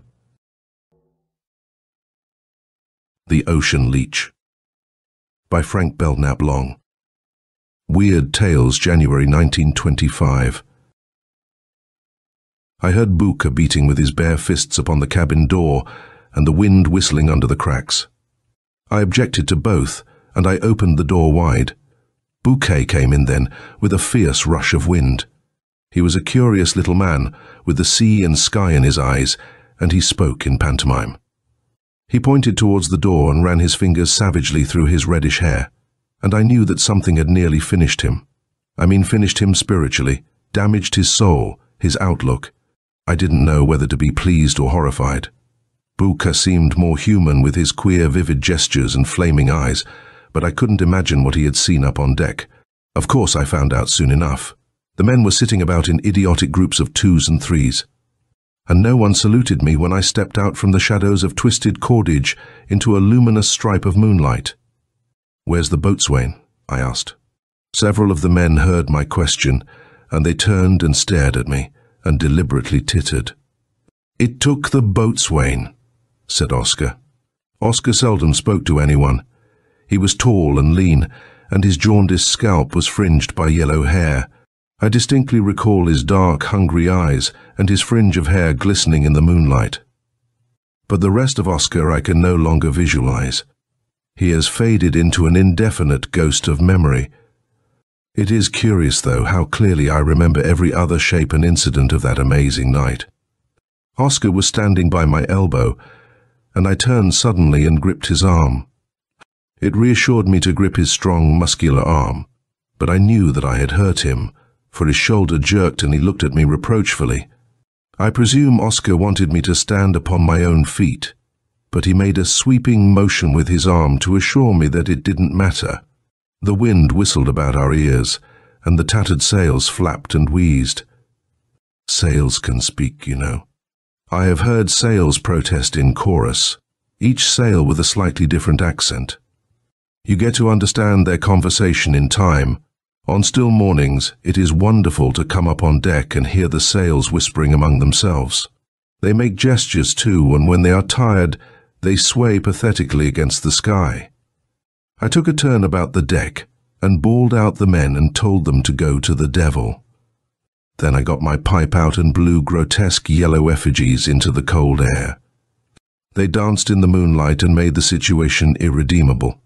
I came back to Oscar eventually and asked him point blank what he meant by it. But Oscar didn't answer me. He simply turned and pointed. Something white and gelatinous oozed over the rail and ran or slid for several feet along the deck. Then a larger bulk seethed out of the darkness and stood poised above the black stern post. A second object descended upon the deck, coming down with a thud and running at a tangent with the first over the smooth, polished boards. I saw two of the men get quickly to their feet with wildish, jerky motions, and I heard Oscar shout out a curt command. The thing upon the deck spread out and became broader at its base. It reared into the air, a livid appendage encircled with monstrous pink suckers. We could see the suckers loathsomely at work in the moonlight, opening and closing and opening again. We were affected by a queer aromatic stench, and we felt an overpowering sense of physical nausea. I saw one of the men reel backward and collapse upon the boards. Then a second idiot keeled over, and a third actually advanced toward the loathsome object on his hands and knees, as if fascinated. At that moment, the moon seemed to draw nearer, to actually careen down the sky and hang above the cordage. Then suddenly the amorphous tentacles shot forward, like released hawsers, and struck against the nearest mast, and I heard a splintering and a noise like thunder. The arms quivered and seemed to fly in all directions. Then they flopped back over the side. I fastened my eyes upon our black topsail mastheads and questioned Oscar in a very low voice. "Did that take the boatswain?" Oscar nodded and shuffled his feet. The men on the deck whispered among themselves, and I knew intuitively that a spirit of rebellion was rife among them. And yet even Oscar exonerated me. Where would we have been if you hadn't brought us in here? Adrift, probably, rudderless and sailless. Our sails may look like the skin on a waterlogged corpse, but we can use them when we can get the masts into shape. The lagoon looked innocent enough, and most of us were for coming in here. But now they whine like yellow puppies and blame it on you. The idiots! If you just say the word. I stopped him, for I didn't want the men to take his proposal seriously, and he spoke loud enough for them to hear. The men, I felt, were scarcely to blame under the circumstances. "How many times has the thing crawled over the sides?" I asked. 8 times, said Oscar. It took the boatswain on the 3rd trip. He shrieked and threw up his arms and turned yellow. It twined itself about his leg and set its great pink suckers to work on him, and the rest of us could do nothing. Nothing. We tried to get him away, but you cannot imagine the sheer pull of that white arm. It oozed slime all over him and all over the deck. Then it flopped back into the water and carried him with it. After that, we were more careful.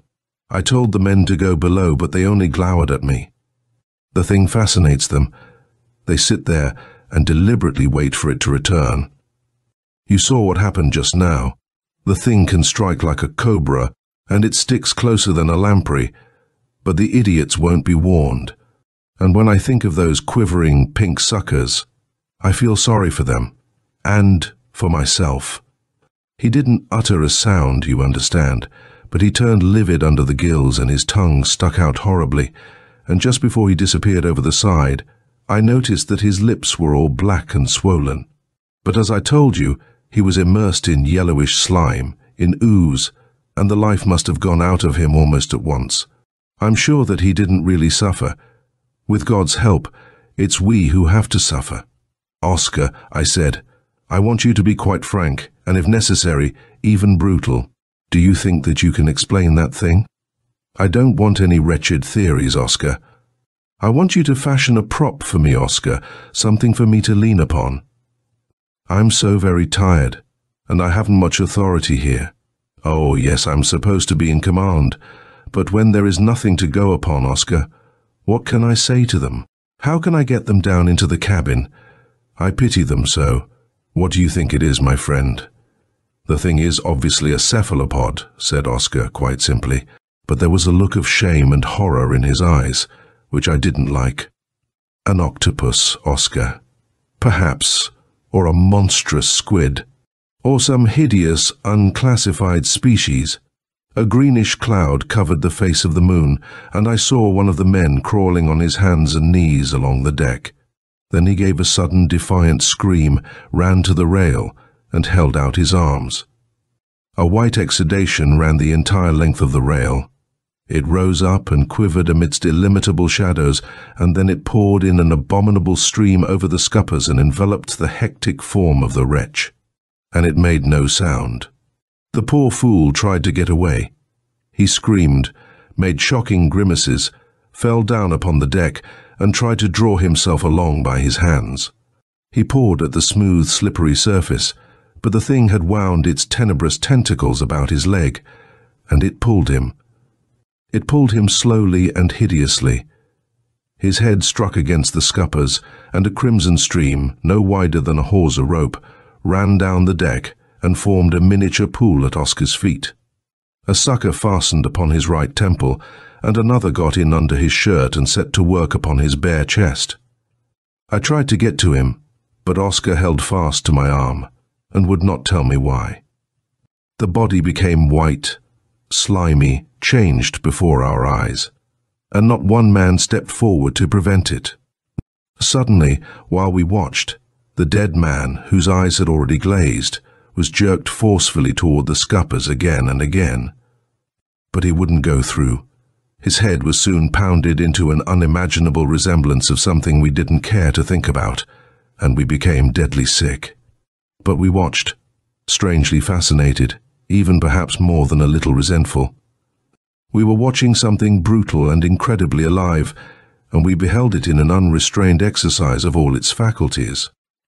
There, under a shrouded moon, in the phosphorescent wilderness of exotic waters, we saw the law of man outraged by something mute, misshapen, blasphemous, and we saw industrious retching matter, brainless and self-sufficient, obeying a law older than man, older than morality, older than sin. Here was life absorbing another life, and doing it forcefully, and without conscience, and becoming stronger and more exultant through the doing of it. But it couldn't get the body through the scuppers.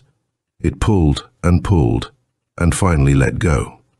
The wind had gone down, and oddly enough, as it let go and fell back into the dead calm of the water, we heard an ominous splash. We rushed forward and surrounded the body.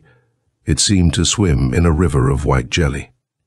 Oscar called for something which had become necessary, and we wrapped it up decently and threw it overboard.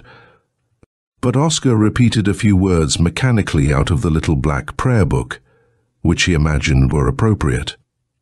I stood and stared at the dark opening in the forecastle.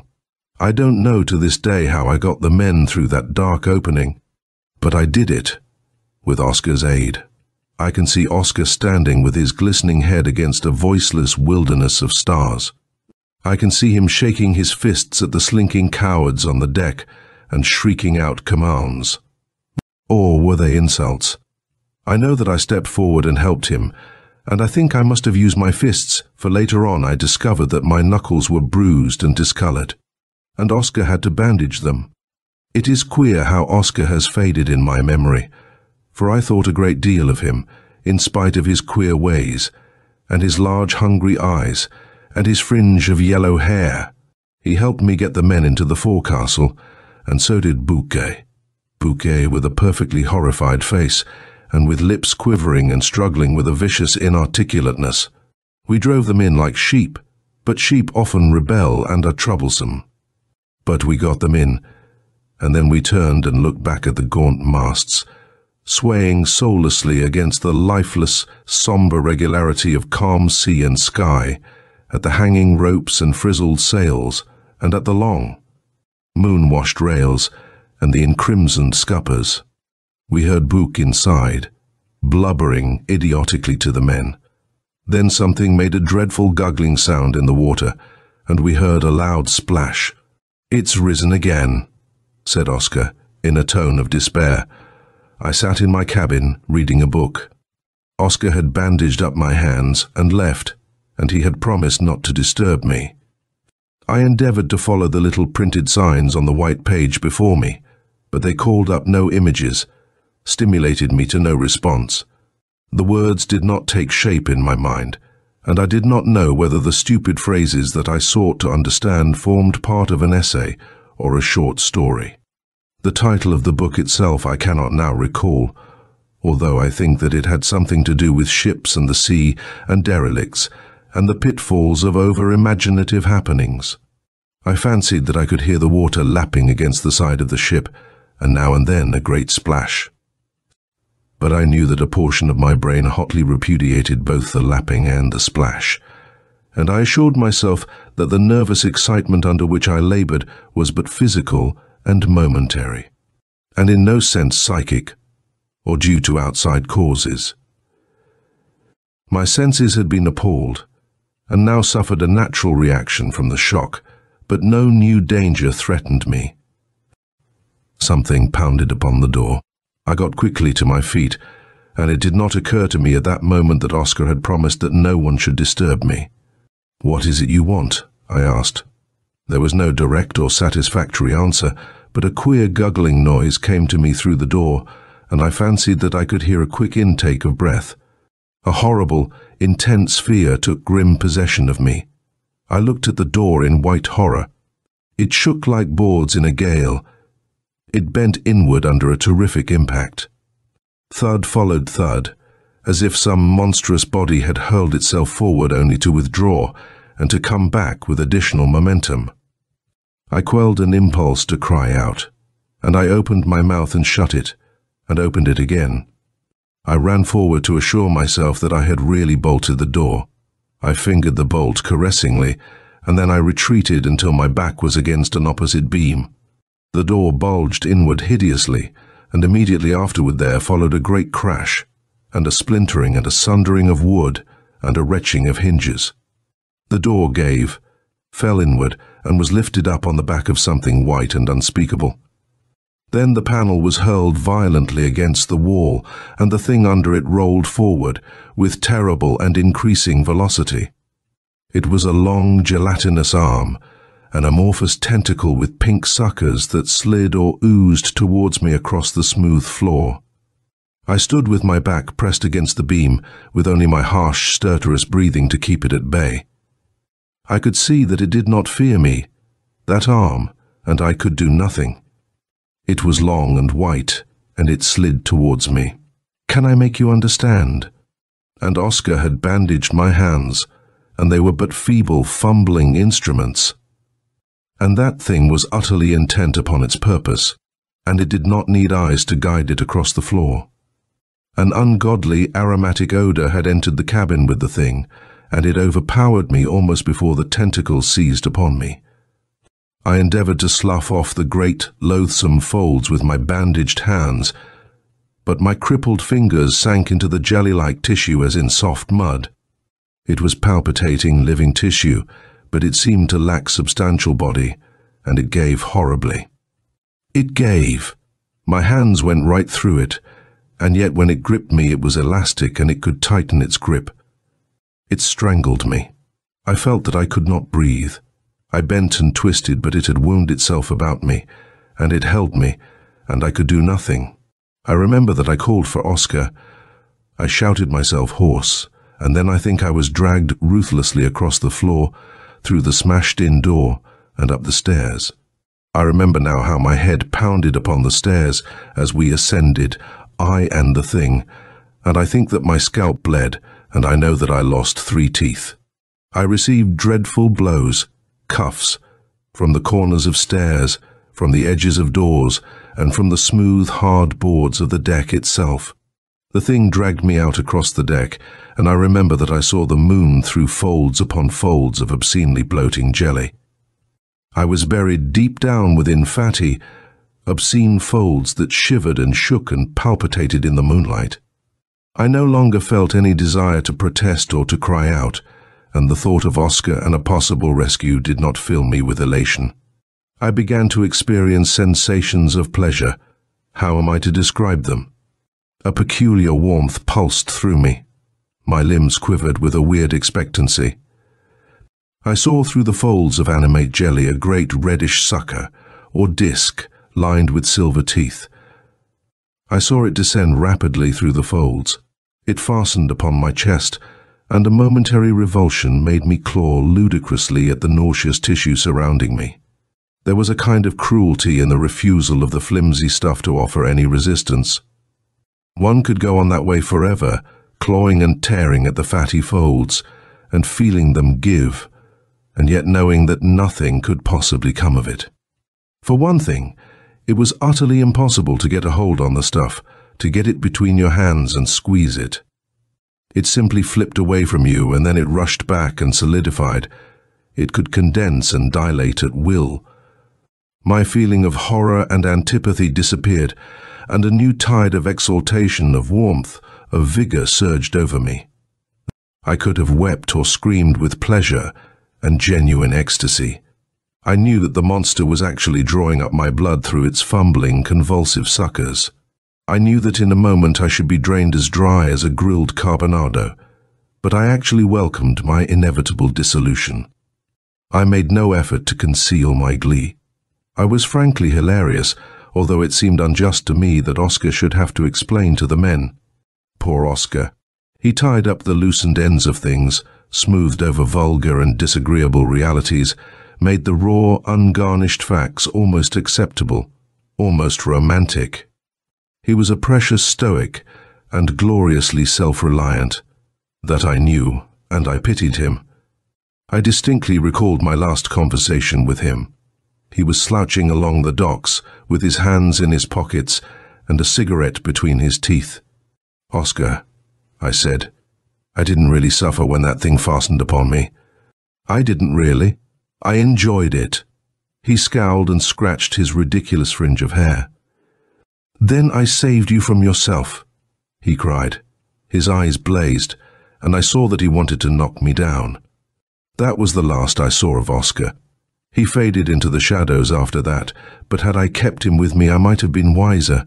The jelly about me seemed to increase in volume. It must have been 3 feet thick about my head, and I am sure that I saw the moon and the swaying mastheads through a prism of varying colors. Waves of blue and scarlet and purple would pass before my eyes, and a taste of salt came into my mouth. For a moment I thought, not without a certain resentment and hurt pride, that the thing had really absorbed me, that I was a portion and parcel of that quivering, gelatinous mass. And then I saw Oscar. I saw him looming above my obscene prison house with a lighted torch in his hand. The torch, viewed through the magnifying folds of jelly, was a thing of flawless beauty. The flames shot out and appeared to cover the entire deck, and to go flying up against the darkness. The cordage and the luminous rails seemed afire, and a red and ravening serpent lengthened parallel with the scuppers. I saw Oscar clearly, and I saw the great spiral of smoke that streamed from the tails of flame, and I saw the swaying, ensimpsoned masts and the black sinister opening in the forecastle. The darkness seemed to part to let Oscar through with his torch and his stoicism. He swayed in the darkness above me, that silent, quixotic man, and I knew that Oscar could be trusted to put an end to things. I had no clear idea of what Oscar would do, but I knew that he would make some sort of brilliant and satisfying end. I was not disappointed, and when I saw Oscar bend and touch the folds of jelly with his great flaming torch, I wanted to sing or shout. The folds quivered and changed color. A maddening kaleidoscope of color passed before my eyes, flaming scarlet and yellow and silver and green and gold. The sucker released its hold upon my chest and shot upward through the voluminous folds. A terrific stench assailed my nostrils. The odor was unbearable. I threw out my arms and fought savagely to break through to reach the air and light and Oscar. Then I felt the heat of Oscar's torch upon my cheek, and I knew that the tissue about me was falling away and burning to shreds. I saw that it was dissolving also, turning into oil, into grease, and I felt it hotly trickling down my knees and arms and thighs. I closed my lips tight to keep from swallowing large quantities of the nauseous fluid, and I turned my face to the deck to protect my eyes from the falling fragments of sizzling tissue. The creature was literally being burnt alive, and in my heart of hearts, I pitied it. When Oscar at length helped me to my feet, I saw the last of the thing disappear over the side. Its arms were horribly charred and the suckers were gone, and I caught a momentary glimpse of dangling frayed ends and reddish knobs and bulging protuberances. Then we heard a splash and a queer gurgling sound. We looked at the deck and saw that it was covered with greenish oil, and here and there great solid chunks of burnt tissue swam in the hideous porridge. Oscar bent and picked up one of the fragments. He turned it right side up in his hand, so that the moonlight fell upon it. It contained in its 5-inch expanse a 4-inch sucker, and the sucker opened and closed while Oscar held the thing in his hand. It fell from Oscar's hand like a leaden weight and bounded into the air. Oscar kicked it overboard and looked at me. I looked away towards the black topsail masthead. End of The Ocean Leech by Frank Belknap Long. The Sea Thing by Frank Belknap Long. Weird Tales, December 1925. July 16th. We are caught in one of the great calms. There is water in the well, and our food is nearly gone. Everything is hidden from view by the fog. I confess that I am a hopeless coward. The situation appalls me. What an expressive word is despair. I shall write it large. Despair. Luckily, a flying fish came scudding over the rails this morning. July 17th. The fog has lifted, but there is no relief in sight, and the water in the well has risen several inches. The 7 of us worked on the pumps all night. Thompson seemed surly and inclined to rebel. He is a man to be envied. He still retains his egoism and fancies himself a very shrewd and important person. I hadn't the heart to be angry with him. Poor devil. He doesn't know how near we are to the rocks. I speak figuratively, of course. We are at present in the open sea, 1,000 miles from land, and our rudder has gone by the board. We drift aimlessly, a fine situation truly for the skipper of the Octopus. 3 months ago I had a full crew, and full sails, and now. Cholera isn't pleasant. Damn it all. Cholera is not pleasant. July 18th. I have given up all hope. By working desperately we are able to keep the water in the well from rising, but our food has given out. We have pumped and cursed on empty stomachs for 15 hours. Bullen collapsed. He collapsed like the others, but thank God his face didn't turn black. We are done with the cholera now. I'll stake my reputation on that. My prompt disposal of the bodies nipped the cholera in the bud. In the bud, did I say? Ha! When a man loses 3/4 of his crew, he can't think straight. The cholera really ran its course. It couldn't have lasted much longer. I wish to heaven that it had taken the rest of us. July 19th. It was funny. Another flying fish came aboard today, and Tommy Wells made a dive for it. He dived after it head first, with arms akimbo like a man just awakened from some crazy dream, and he slid along the planks. But he got the fish.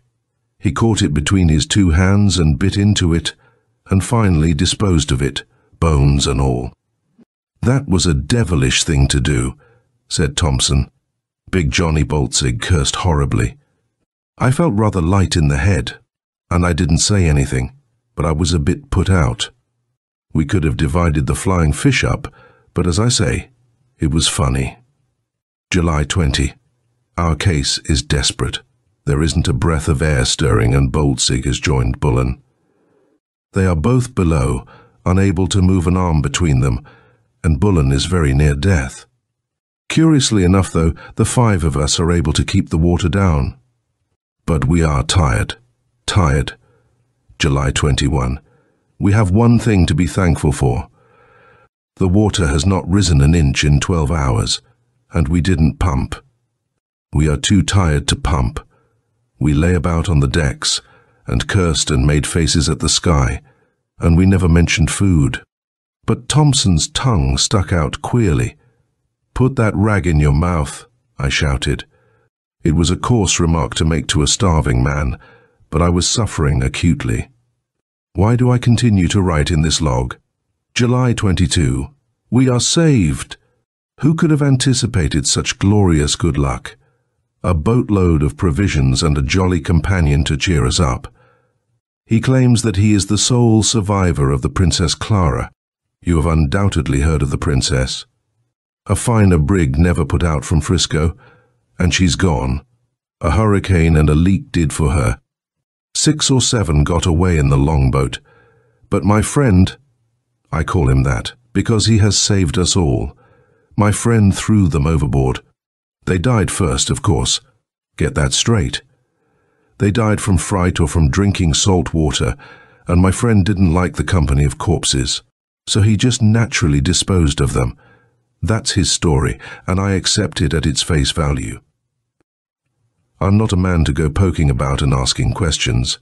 It's enough that he's brought us provisions and jolly companionship. We were growing weary of each other, we 7. He calls himself Francis de la Vega. July 24. Divigi, we call him Vigi, has been with us now for 3 days.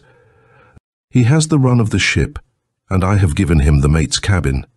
The mate has no further need for a cabin, since he spends his nights on the ocean floor. A splendid chap, the mate.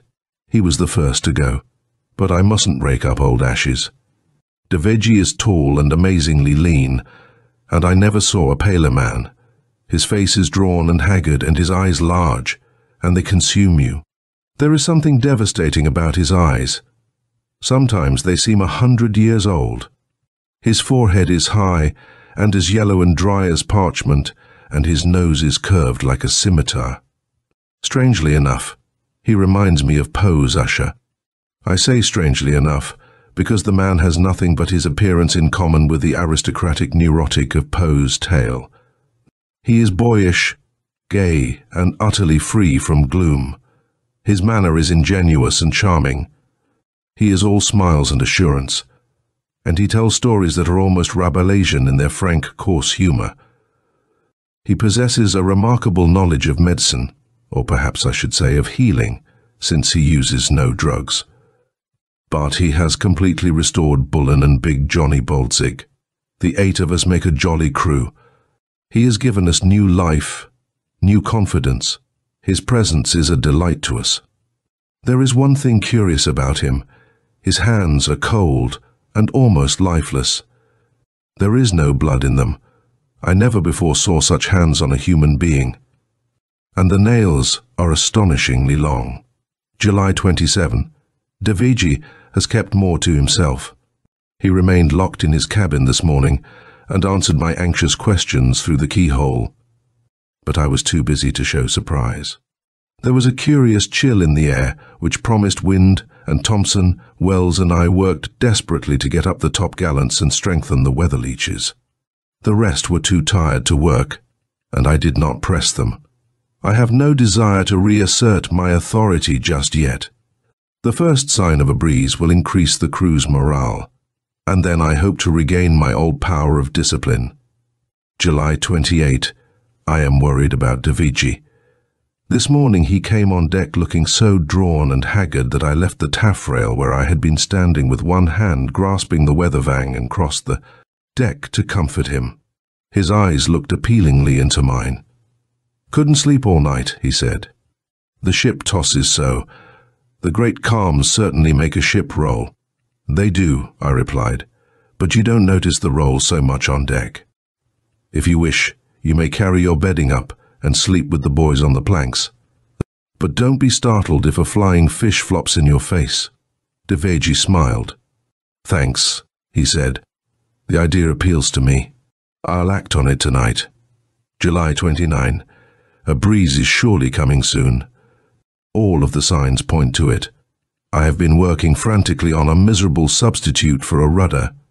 I think that I shall be able to steer fairly well in a pinch, but I hope the breeze doesn't come until we are better prepared. Daviji slept on the planks with the crew last night, and this morning he looks 10 years younger. His cheeks are flushed and full, and the greenish hollows have disappeared from under his eyes. But Thompson isn't well. He complains of pains in his chest, and once or twice he spat blood. He is abnormally pale. July 30. Still no breeze. Thompson is sick unto death. He lies in his cabin and groans, and I can do nothing for him. His pallor is genuinely alarming. Even his lips are bloodless. He complains of noises in his ears, and Daviji has shown his first gleam of ill nature. "I can do nothing for him," he says, and shrugs his shoulders. His eyes smolder when he speaks, and I discern for the first time a hard cruelty in the man. He is not what he pretends to be. July 31st. Thompson died this morning, and Daviji actually gloated over his death. What does it mean? Why such a sudden change in a man who owes everything to our generosity? It is true that his coming supplied us with food, but we snatched him from the very maws of the sea. That is ingratitude for you. Human beings are utterly despicable, and I have lost faith in them. Daviji does not differ from the rest. He gloats over the misfortunes of others. He actually smiled when I read the burial service and dropped poor Thompson into the sea. Imagine it. August. There is still no wind. I should welcome any sort of breeze after what I felt today. There is something unnatural about this ship. Even the cook has noticed it. "It ain't natural," he said, "for a ship to smell like this, and that Daviji's fellow's cabin." Phew! It not only stunk, but I laid my hand over his mouth. "You're an idiot," I shouted. "Daviji's all right. I don't know what made him smile yesterday when I shipped off poor Thompson, but he isn't a bad sort." I lowered my voice. "He never complains, and his companionship is jolly stimulating. The boys couldn't get along without him. You have a feeling that he knows more than 10 ordinary men whenever he opens his mouth to tell one of his amazing yarns. And that tale of the Spanish Inquisition that he frightened Boelzig with yesterday morning was so real, so vivid. I alias distrusted him," said the perverse fool. I grimaced, and remarked coolly that nothing could be more absurd than the prejudices of a lazy son of a sea cook. But I must confess that the smell of Daviji's cabin did horrify me. I had entered it while Daviji was on deck, and the stench nearly laid me on my back. The place smelt like a hellish charnel house. The odor of decaying shellfish mingled with a peculiarly offensive and acrid smell that in some indefinable way suggested newly shed blood. There was no sign, however, of anything amiss in the cabin. I was so horrified that I left almost immediately, slamming the door with a bang. Tonight I shall drink heavily. Oh, I shall get gloriously drunk. I shall make a fool of myself. But what does it matter? August 2nd. Daviji has grown hard and cynical. He curses my men and refuses to speak to me. This morning little Tommy Wells went below and lay down. He was as white as a squid's belly. Something told me to examine him. I commanded him to strip, and I searched his entire body for signs of discoloration. I thought that possibly the cholera had taken a new form. Like influenza, cholera may manifest itself in curious and amazing ways. I had never read of cholera draining the blood from a man, but I wasn't taking any chances. Well, it wasn't cholera. It was a bite. Something had bitten him on the chest. A round, circular discoloration disfigured the center of his chest, and in the very middle were two sharp incisions, from which blood and pus trickled ominously. I didn't like it, neither did Tommy. When he saw the wound, he sat up very stiff and straight and asked me if I knew any tropic insects capable of such devilry. "There are no insects 1,000 miles from land," I shouted. "Don't be such an incredible imbecile." Tommy looked at me reproachfully. "Flies," he said. "They're often found on board. You know that just as well as I do. This stinking hold would breed 'em as big as whales. It couldn't have been anything else." I didn't feel it at all. Didn't even know that I had the bite. "There's something more than flies in this, Tommy," I said. "The thing that bit you came out of the sea. Ever see a lamprey's wound on a fish, Tommy?" "Did I ever see a man walking with his legs?" snapped Tommy. "But how could a lamprey get me? I didn't sleep on the bottom of the sea. I slept on deck, and I was covered up. I suppose your lamprey climbed over the rail and walked about, and finally decided that I would make a good juicy meal. Then I dare say he lifted the blanket and crawled under my shirt and fed until morning.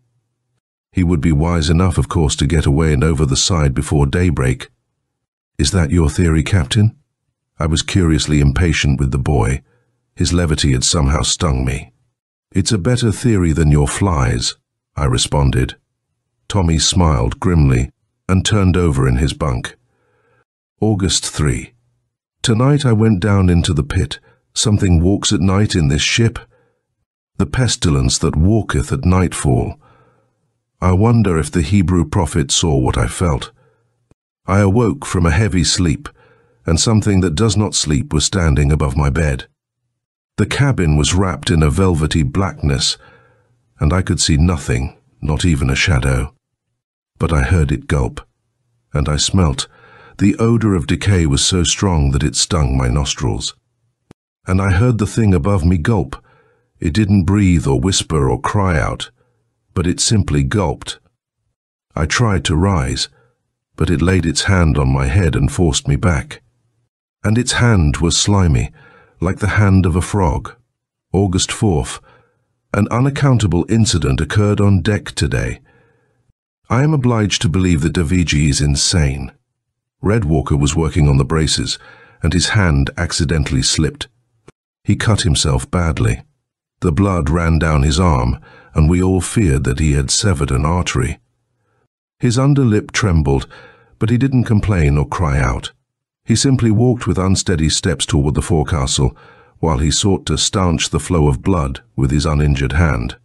Daviji was standing above the lee scuppers, and the sight somehow startled him. He threw up his arms and ran straight for Red. Red saw him coming and stopped, puzzled and a little hopeful.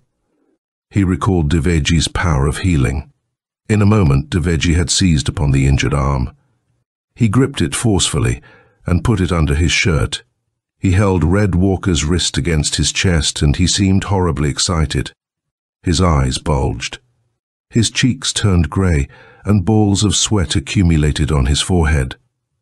Daviji was making a tremendous effort to achieve something, but we couldn't guess what. The situation was uncanny. I stepped forward to interfere, but when I reached them they were free of each other, and Red was examining his arm with horror and amazement. "There's no blood in it," he groaned, "and my God, it's as cold as ice." Daviji scowled. "I didn't expect gratitude," he said dryly, "but you have no right to complain. I fixed your wrist for you. It won't bleed again for some time." I could only stare. Is Daviji mad, or has he mastered some monstrous system of healing? August 5th. Red Walker is dead. I disposed of his body this morning.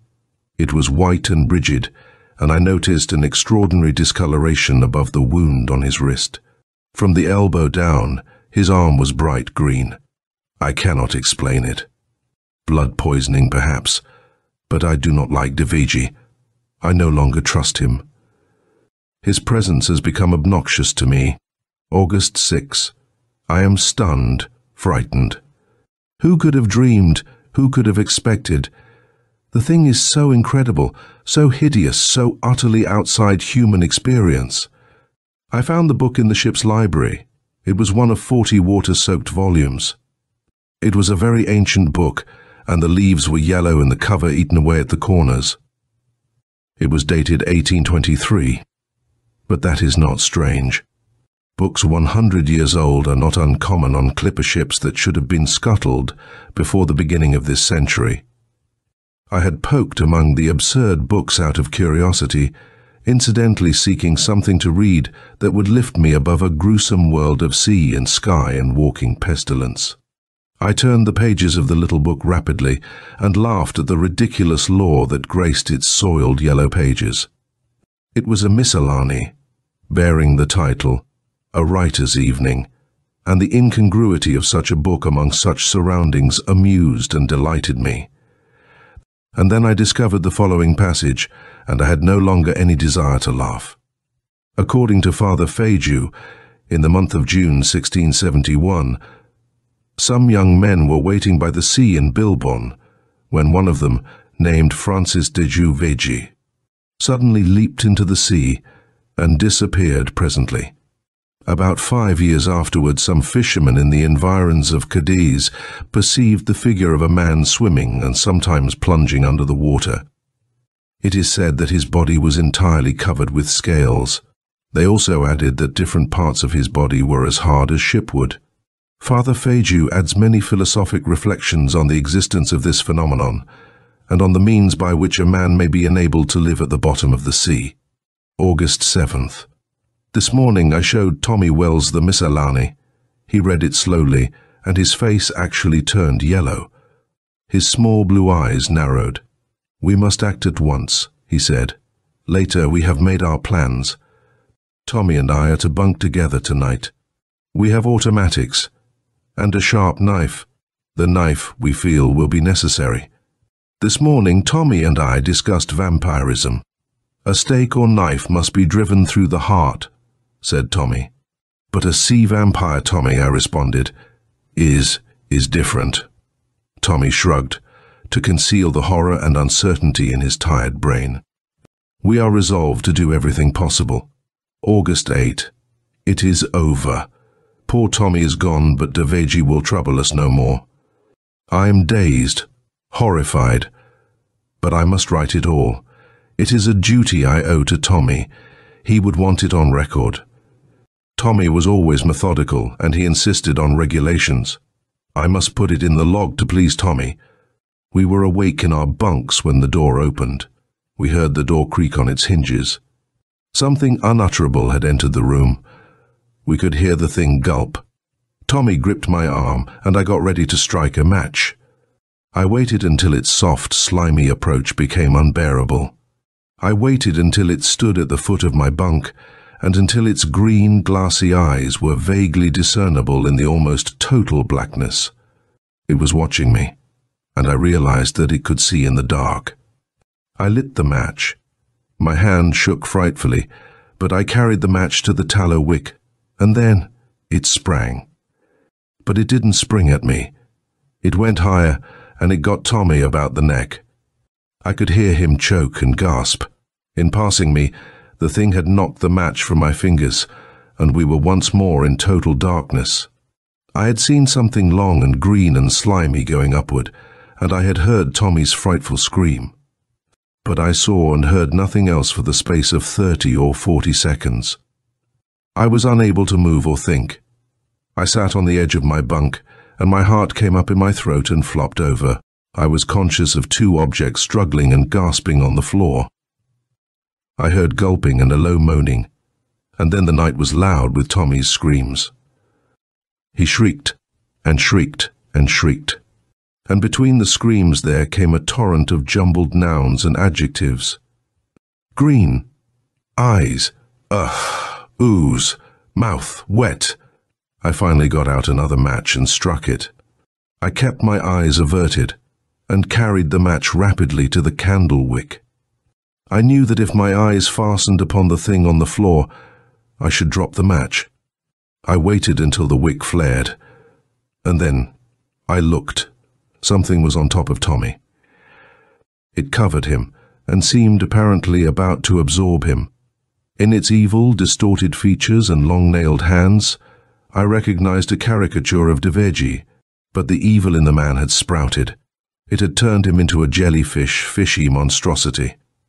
His legs and arms actually gave. They were like nothing in this world under the sun and moon and stars. They lengthened and enveloped and choked Tommy. But the worst of all, the body of the thing was covered with greenish scales, and it had pink suckers on its chest. The suckers were lustily at work on poor Tommy. The suckers were draining Tommy dry.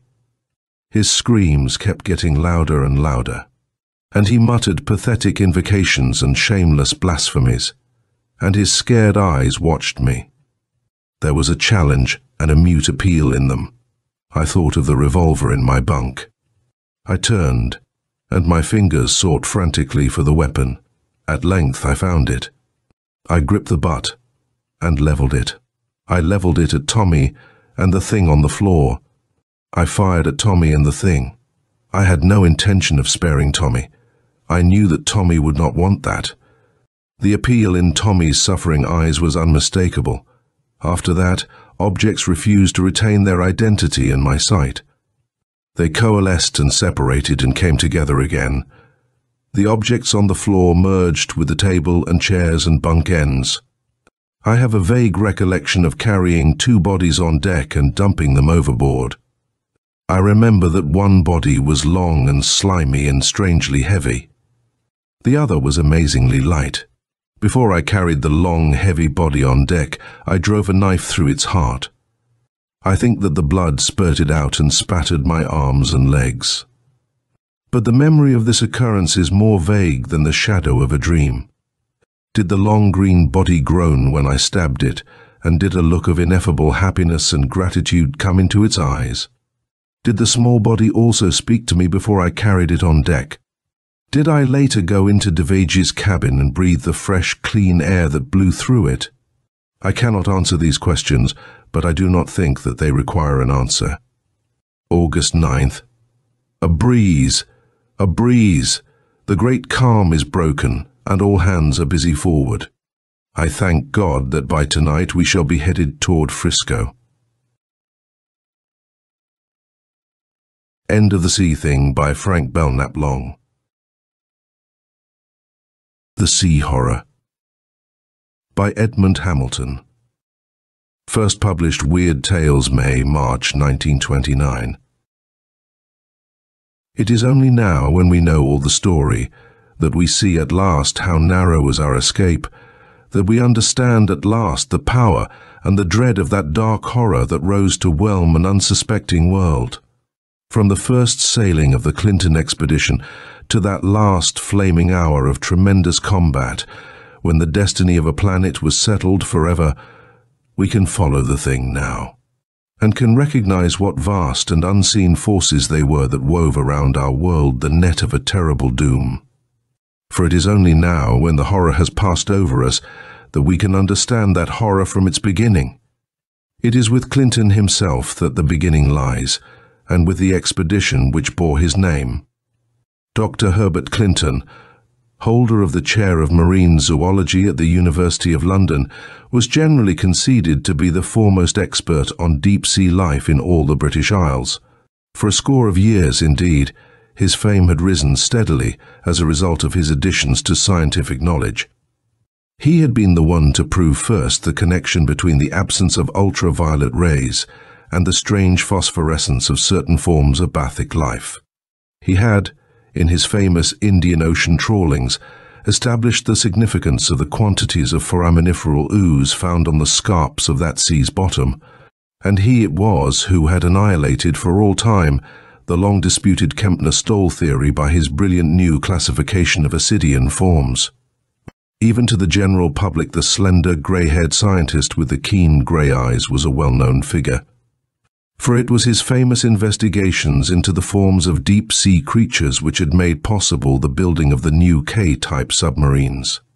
These submarines, which had now been adopted by practically all nations, were built upon a new pressure resistance principle evolved by Dr. Clinton from his investigations, and could venture to depths and pressures impossible to the undersea boats of war and post-war types. Some of them, indeed, had descended to depths of a mile and more without experiencing injury, and it was Clinton's contention that they were in reality capable of depths of 3 miles and more. To many, at first, that contention seemed only a somewhat boastful exaggeration on his part. But when the announcement of the Clinton expedition made it known that one of these submarines was to be used by that enterprise, the scientist's sincerity was conceded. It was early in December that the expedition was first announced by Clinton himself from the University of London offices. He had long desired, he stated, to investigate the peculiar forms of deep-sea life to be found in the Great Nelson Deeps. These deeps, lying in the Atlantic almost halfway between Ireland and Newfoundland, had been but little explored by oceanographers due to their great extent and depth, the latter averaging somewhat more than 3 miles. Trawls used over these great deeps could accomplish but little, but they had brought up some curious variations of common bathic forms, and in one case had brought up an extraordinary portion of a skeleton, or reticulation of bones, that was quite unlike that of any deep-sea form known to zoologists. It was Clinton's hope, therefore, that a more thorough exploration of these great deeps might reveal forms as yet unknown to science, and for such an exploration he planned to use, he announced, one of the new K-type submarines which he himself had helped to design, and one of which had been specially equipped and placed at his disposal by a grateful Admiralty Board. The submarine provided, the K-16, had a cruising radius which made a mother ship unnecessary, and was large enough to contain all of the necessary trawling apparatus, storage tanks and laboratories, as well as the expedition's personnel. The members of the latter, it was announced, would be drawn almost entirely from the university's own scientific faculty, including, besides Dr. Clinton, Dr. Randall Lewis, an expert on ichthyological and conchological forms, Professor Ernest Stevens, a young instructor of biology and friend of Clinton's, 2 laboratory technicians from the university's laboratories, and a half-dozen assistants, such as photographers, experienced trawlers, and the like. It was Clinton's plan to proceed from London directly toward the northern boundary of the Nelson Deeps, at an approximate latitude of 57° north, and from there work his way down to their lower boundary 600 miles to the south, making free use of the submarine's trawls, and descending for detailed investigations at any promising spot, since, as he stated, his calculations showed the submarine to be easily capable of reaching the 3-mile depth. Besides its regulation torpedo tubes and deck guns, the K-16 had been equipped with powerful undersea searchlights capable of dispelling the darkness of the lower depths, while small portholes of immensely thick reinforced glass had been set in the sides of its control room, as in all the new type submarines, making a survey of the surrounding waters possible. Communication with the expedition's headquarters at London was assured by its powerful radio apparatus. It was Clinton's hope, therefore, that by making use of all this equipment an extensive and yet thorough exploration of the great deeps could be carried out in a comparatively short time. Late in April, therefore, the long, glistening steel submarine swept down the Thames and out to the open sea, with the members of the expedition and 2 or 3 of its naval crew grouped on its low-rail deck. At the last moment, the expedition's limited personnel had been limited still further by the loss of Ernest Stevens, the young biology instructor who was to have been of it. Young Stevens, on the day before that of sailing, had had the misfortune to twist his ankle badly as he ran down the steps of one of the university buildings. And as the crowded submarine was obviously no place for a disabled man, he was forced to watch it sail without him, contenting himself during the following days by following the expedition's progress through the radio reports received from it by the university station. For the first few days, while the K-16 crept out of the English Channel and into the broad Atlantic, the messages from it were for the main part but routine reports of progress. The submarine was following a northwestern course toward the upper boundary of the Nelson Deeps, and would, Clinton reported, begin its surveys at once upon reaching that objective. For several days thereafter, the K-16's messages to the university station at London gave only its position and progress. And it was not until May 5th that a brief report from the submarine stated that it had reached the desired latitude and was now forging slowly southward on the surface, the expedition's members already busy with their trawls and deck winches. For the next 3 days, the messages from the K-16 were reports of the work accomplished with the trawls. In those days, so Clinton reported, no less than a dozen new forms had already been brought up and classified. An entirely new species of the Modiola vulgaris was, he stated, probably the most important of their finds so far.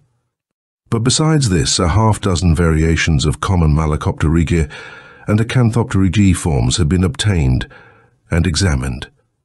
The submarine, Clinton added, was still forging south, working all her trawls, and as yet no descents had been attempted. On the next day, the 9th, there came a further message in which Clinton reported the bringing up of several other notable variations from classified forms, this time of the dibranchiate and tetrabranchiate cephalopods. He stressed in this report the difficulty experienced in using the trawls at the great depths over which the submarine was forging, and added that they had been further hampered by the loss, on the preceding day, of one of their trawls, which, as he said, was lost in a rather puzzling manner which none of us is able to explain. With this rather ambiguous phrase the message of the 9th concluded, and on the next day no word whatever from the K-16 was received by the university station. Then, late on the morning of the 11th, there came that short and enigmatic message which was to make Clinton and his expedition the center of a sudden storm of speculation and discussion. The message itself, received just before noon on the 11th, was a quite coherent one, yet seemed at the same time a quite crazy one. It read, "Either we are all mad, or we have made the greatest discovery ever made. One of our trawls has brought up a thing so incredible, so unbelievable, that our minds refuse to credit it though it lies before our eyes. I will not expose this expedition to the derision of the world by telling what we have found until we learn more, and for that reason we are making a descent within the next half hour which will tell us all.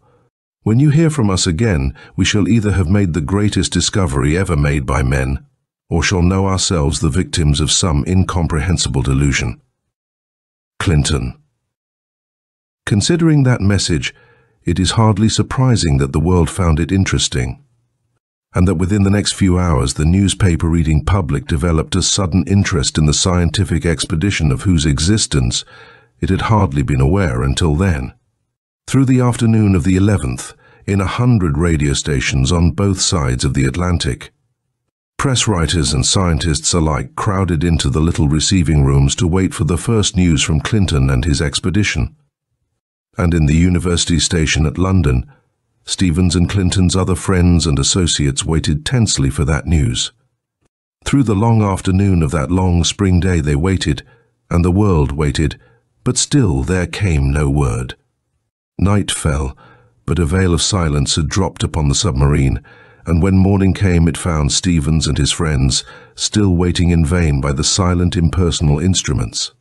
Through all that night the calls of a score of stations to the submarine had gone unheeded, and when the morning newspapers gave to the public the first news of the K-16's long silence, they stated openly that some mishap or disaster must have overtaken the submarine. Only young Stevens and his friends remained steadfast in their optimism, and even they began to doubt as the 12th passed, and still no message came. By night it was universally believed that the submarine had met disaster, and out on the Atlantic a half-dozen steamers were heading toward the spot where it had last reported its position. By the morning of the 13th, the public was informed through the early editions that the ships rushing to the submarine's aid had been unable to find any trace of it whatever, though they had circled repeatedly over the spot. By that time, too, it was pointed out that the submarine's air supply would be getting very low, even if it still remained intact beneath the surface. The general opinion, though, by then, was that Clinton, in overconfidence, had ventured to too great a depth in the submarine, and that it had been crushed by the terrific pressure. Even at the university, it was tacitly conceded that this must be the case. Concerning the strange last message from the K-16 there was still discussion, but even that was capable of more than one explanation. It was pointed out that Clinton was an ardent zoologist, and that the discovery of some entirely new form might have caused the exaggerated language of his message. Stevens, who knew the calm and precise mentality of his superior rather better than that, would not believe in such an explanation, but was unable to devise a better one to fit that sensational last report. It was the general belief, therefore, that in his excitement over some new discovery Clinton had ordered his submarine to a depth too great, and had met disaster and death there beneath the terrific pressure of the waters. Certainly, whatever its defects, there was no other theory that fitted the known facts so well.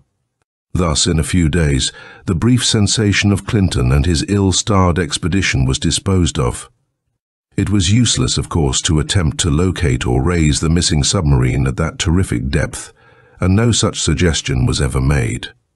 Even Stevens and his friends were forced to admit, as the days went by, that there seemed no further thing to be done, nothing by which more might be learned of the hapless expedition's fate. The British and American newspapers combined to advise caution in overestimating the capacities of the new type submarines, but except for that, save in scientific circles, the loss of one of the greatest living scientists excited no particular attention. The world deplored the loss, indeed, but turned the moment after to consideration of its own affairs. Certainly, as the days and weeks went by, it never dreamed of the true importance of the strange sensation that had flamed so briefly from the headlines, nor ever guessed the existence of the calm and gigantic plans and forces of which that sensation was but an incident, and which were rising even then to the destruction of man and all man's world. Chapter 2.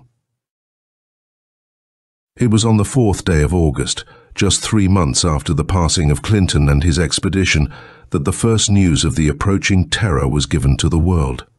That first news was in the form of a dispatch from the government oceanographic station at Portsmouth, in which it was stated that during the last 3 days the level of the sea had risen almost as many feet. Unnaturally high tides had been lashing the coasts of England and of the world during those days, the message stated, and a study of them had disclosed the astounding and unexplainable rise which had taken place.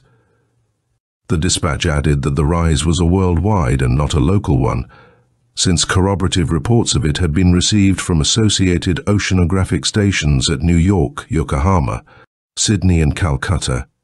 It is not wonderful that that brief first message aroused in the world of science, and even in the world of every day, a very intense interest and curiosity, published as it was in all the London journals on the evening of the 4th, and by them transmitted by wire and wireless to the world at large. It soon eclipsed even the latest atrocious murder as a theme of general discussion. For if there is one thing considered constant in this changing world of ours, it is the level of the sea. All our heights and depths are compared to and computed from it, so unchanging do we esteem it, since though great tides may come and go, the level of the sea itself seems never to change. So delicately balanced are the combined processes of evaporation and condensation which deplete and replenish it. and for this hitherto unchanging level to rise suddenly for almost 3 feet, in as many days, was a phenomenon of intense interest and mystery. Scientists, indeed, when confronted with accounts of what had taken place, could only shake their heads in somewhat helpless perplexity. No ordinary conditions, of course, could account for such a tremendous and unprecedented rise as this. They ventured the suggestion, though, that some great subterranean upheaval or earthquake might have forced up the bed of the ocean in some spot to such a distance as to heighten the level of the waters. If such an upheaval had taken place in some central spot, they pointed out, such as the Arctic or Antarctic regions, it might well have caused such a great rise as this in the level of all the sea. They were unable, however, to explain the fact that during the last few weeks no such upheaval or quake whatever had been recorded by the seismographs of the world. Unchecked by any positive knowledge as to the thing's cause, therefore, it could be argued and discussed during the next day or two with zest, and many and fantastic were the explanations that were advanced. The great space devoted to it by the newspapers had aroused the public's fickle interest. And during the next 2 days, the sea and the great tides which were rolling in from it against the coasts of all the world became the center of a worldwide interest. In Sussex and in Anglesey, in Maine and in California, in Korea as in Ceylon, there were everywhere large groups of interested spectators gathered along cliff and sea wall and beach, to watch those great green tides shattering themselves against the shore, and to speculate idly on the subject of general interest. In England and the continent, as well as in America, special excursion trains were run to many beaches, and the proprietors of resorts reaped a sudden and unexpected harvest. It was true that here and there some damage had been done by the rising of the waters, and by the great, unnatural tides, but it was not of a magnitude large enough to arouse attention. A row of bathing machines wrecked, a road or seawall washed away, a beached boat or two swept out to sea. Such events as these could hardly seem important to the mass of people in comparison to the strange conditions which had caused them. It was also true that the lot of ships at sea had become suddenly very arduous due to the great seas running, and that large numbers of the smaller boats had been forced to remain in port until the great tides abated. Yet even this made no impression save on that small portion of the world's population which follows the sea. The larger part of the public chose, during those 2 days, to regard this strange manifestation as a spectacle, rather designed for its own entertainment and interest. On the evening of the second day, though, the 6th, there came that which suddenly swept away this attitude. This was the second calm report from the Portsmouth station, given to the waiting newspapers late on the afternoon of the 6th. Within an hour it had flashed along the telegraph keys and wires, and had fallen into type and was leaping from the presses in London, and in New York too, and in cities around the whole earth's girdle. And with the publication of that message the whole matter suddenly lost its lighter aspects, and the world that had theorized and laughed and joked concerning it suddenly sobered, and looked up with startled eyes. For the Portsmouth station's second report stated that the rise already noted had not stopped, but was apparently still continuing at the same steady and extraordinary rate, having risen some 2 feet further during the ensuing 2 days.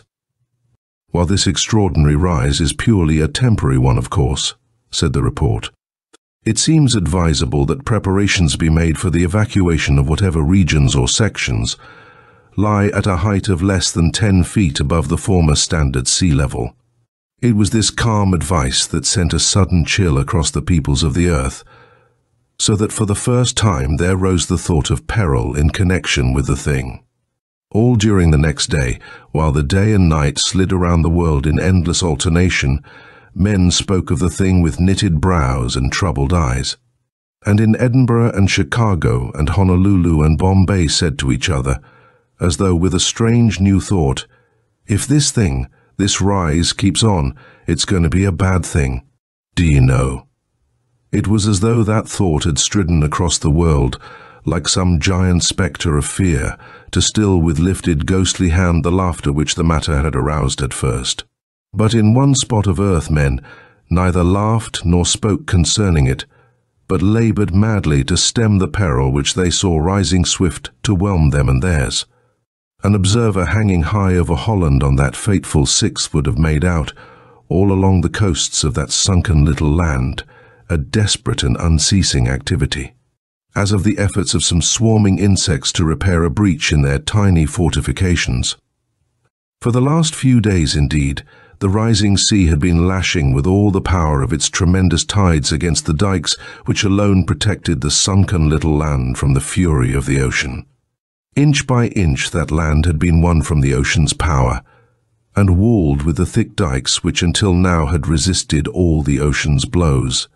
But thick as they were, their height was not great, and toward their tops the rising waters had been steadily clawing during the last few days. As sunset of that day gleamed blood-red in the west, the anxious watchers saw that even the parapets of hastily filled sandbags which they had placed upon their dikes were giving beneath the thunderous tides, and shifting and dissolving. Valiantly they laboured, as men will do for their life and land, but before midnight of that night, through a score of great breaches, the long-repressed seas were rushing in upon the little land in ravening, titanic fury, and church bells were ringing wildly across the countryside and beacon fires blazing red, while roads and canals were choked with hordes of panic-driven fugitives fleeing blindly through the darkness from the terror that leaped upon them from behind. And when at last sunrise gleamed golden over the body-choked waters and over the flooded meadows and spires of cities, word had been flashed to the world that more than half of Holland was under water, its cities buried and populations drowned by the vast inrushing floods. With that word the strained anxiety of the world dissolved suddenly into stark fear. It was only the most emphatic messages of reassurance on the part of the newspapers and agencies of public information that prevented a great panic on that morning. They admitted that the disaster had occurred, but pointed out that it had been caused by the breaking of the dikes, as similar disasters had been caused before. No such thing could occur elsewhere, they stated, and assured the public that the rise in the sea's level was only temporary, caused by the subterranean upheaval which had been mentioned by the scientists. Not only would the rise not continue, they predicted, but it would be seen when the measurements were made public that evening that a positive lowering of the waters had taken place. With such assertions, the rising panic of the earth's people was calmed a little on that morning. But the foreboding of dread to come increased as the extra editions poured from the presses that day, hour-by-hour chronicles of further disaster. Parts of Lancaster and Norfolk were already flooded, they learned, their inhabitants fleeing by every road to higher ground. Louisiana and the lower valley of the Mississippi were under water, and the basin of the Amazon was a maze of flooded jungles. Fishing villages on the Chinese and Japanese coasts had been swept away with great loss of life by the vast tides of the Pacific. The plantations of Lower Malaya had become salt swamps, and along the coastlines of India and Africa the waves were battering the shore with terrific fury. Scores of ships at sea were known to have foundered, sending out despairing calls for help until the last, while others making for the nearest harbour had been caught by the great tides and flung against cliffs and shoals to be pounded into unrecognizable wreck. Age. Yet still, through the long hours of that tense day, the authorities and newspapers combined to allay the rising PA. Nick. These conditions were but temporary, they repeated. Could be but temper. Airy. The sea had risen almost a half-dozen feet during the last few days, due to certain extraordinary conditions, but it would rise no higher, could rise no hig. Her. When the report from the oceanographic stations came, that would be S. Een.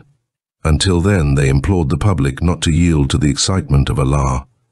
So through all that day, the peoples of England and of America and of all the world remained tensely quiet, waiting for the word that would either explode their fears or spell their doom. And at last, late that evening, the word they awaited came. "The extraordinary and unprecedented rise of the sea's level," said the general report issued from the Portsmouth and associated oceanographic stations, "has not subsided during the last 24 hours, but on the contrary has increased approximately a foot more, indicating that this rise, whatever may be its cause, is still continuing at the same rate as when first observed. It is impossible to predict when the rise will cease, knowing as we do nothing of its cause, and it will be also impossible to issue further reports from these stations, since the rise of the waters makes their abandonment necessary. Our only suggestion is that the world's peoples make their way toward the highest grounds near them.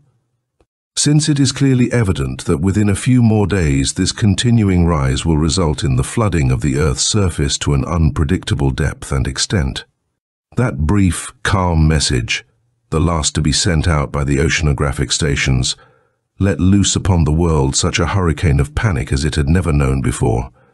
We look back now upon the night that followed it as one of the most terrible in the history of humanity, a night in which death and fear stalked together across the world like gigantic twin destroyers. For in all the cities of the world that night were such scenes, such rushing crowds and shouting men and flaring lights, as no man had ever seen before. In London, the Great Thames was already flooding over its embankments into the great basin in which the city lay. The power plants that lit the great city were failing one by one as the rising waters reached them, section after section snapping into sudden darkness, while away to the west the soaring red flames of a great fire east a quivering crimson glow across the doomed and drowning metropolis. Beneath that ghastly light, through the swift-running streets, the panic-driven mobs fought and splashed their way toward the nearest hills, toward the open country, toward safety. Crowded automobiles whirled through those streets in blind disregard of those whom they ran down. Ships all along the flooded harbor stood out to sea, preferring rather to face the great waves and mountainous tides than to be smashed helplessly against their moorings. Airplanes high above buzzed unceasingly through the night, to north and south and east, to wherever was higher ground. And in New York, too, the seas were lapping now against the great buildings that seemed to tower up in splendid disdain of the waters clawing at their bases.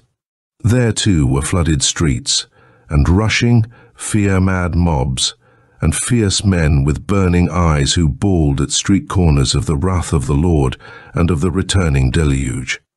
Already immense crowds had collected on the heights of the island's northern part, and from there, and from the other heights westward. They watched with awe the sweeping seas that rolled and broke now across the squares and parks and avenues of the proudest city in the world. And by then, too, the populations of Boston and Philadelphia, and San Francisco and Seattle were fleeing inland by every road, and of New Orleans there remained visible only the roofs of flooded buildings. Everywhere on earth, in those hours, men were turning away from the coasts, away from the vast, ravening seas that were hurling themselves over the land, and were pushing inland toward higher ground, toward the Alps and the Appalachians, toward the Pyrenees and the Andes, toward the Himalayas and the Rockies. And even as they fled, news was flashing along the last remaining lines of communication of great tidal waves that had wiped away life in the Hawaiian and Philippine Islands, of the waters of the China and Yellow Seas black with the bodies of drowned men, of the fear that had lit India red with the torch of terror, that had prostrated black and howling hordes along flooded African coasts, that had made of 100 European cities infernos of roaring panic. For through all of Earth's 5 continents that night, the roads leading inland were the scene of the stampede of humanity. Through the darkness of that dread night they went, vast, unorganized mobs that fled blindly on, pushing and striking and trampling, and as they fled the last organizations of men were slipping and crushing, knocked down like children's houses of blocks by the giant hand of fear. It was the flood, the ever-feared deluge of all the legends of men, the horror that was springing upon all the earth. Men prayed and fought and sobbed and killed themselves in their raving fear that night, but ever the remorseless waters rose higher and higher and higher. Up and up they came, slowly, steadily, surely, up toward the annihilation of man and the age-old reign of man, up toward the whelming of a world. Chapter 3. Young Ernest Stevens, on that fateful night of the 7th which saw the climax of the world's fear, had found himself in the vicinity of Piccadilly when the first rush of the panic began.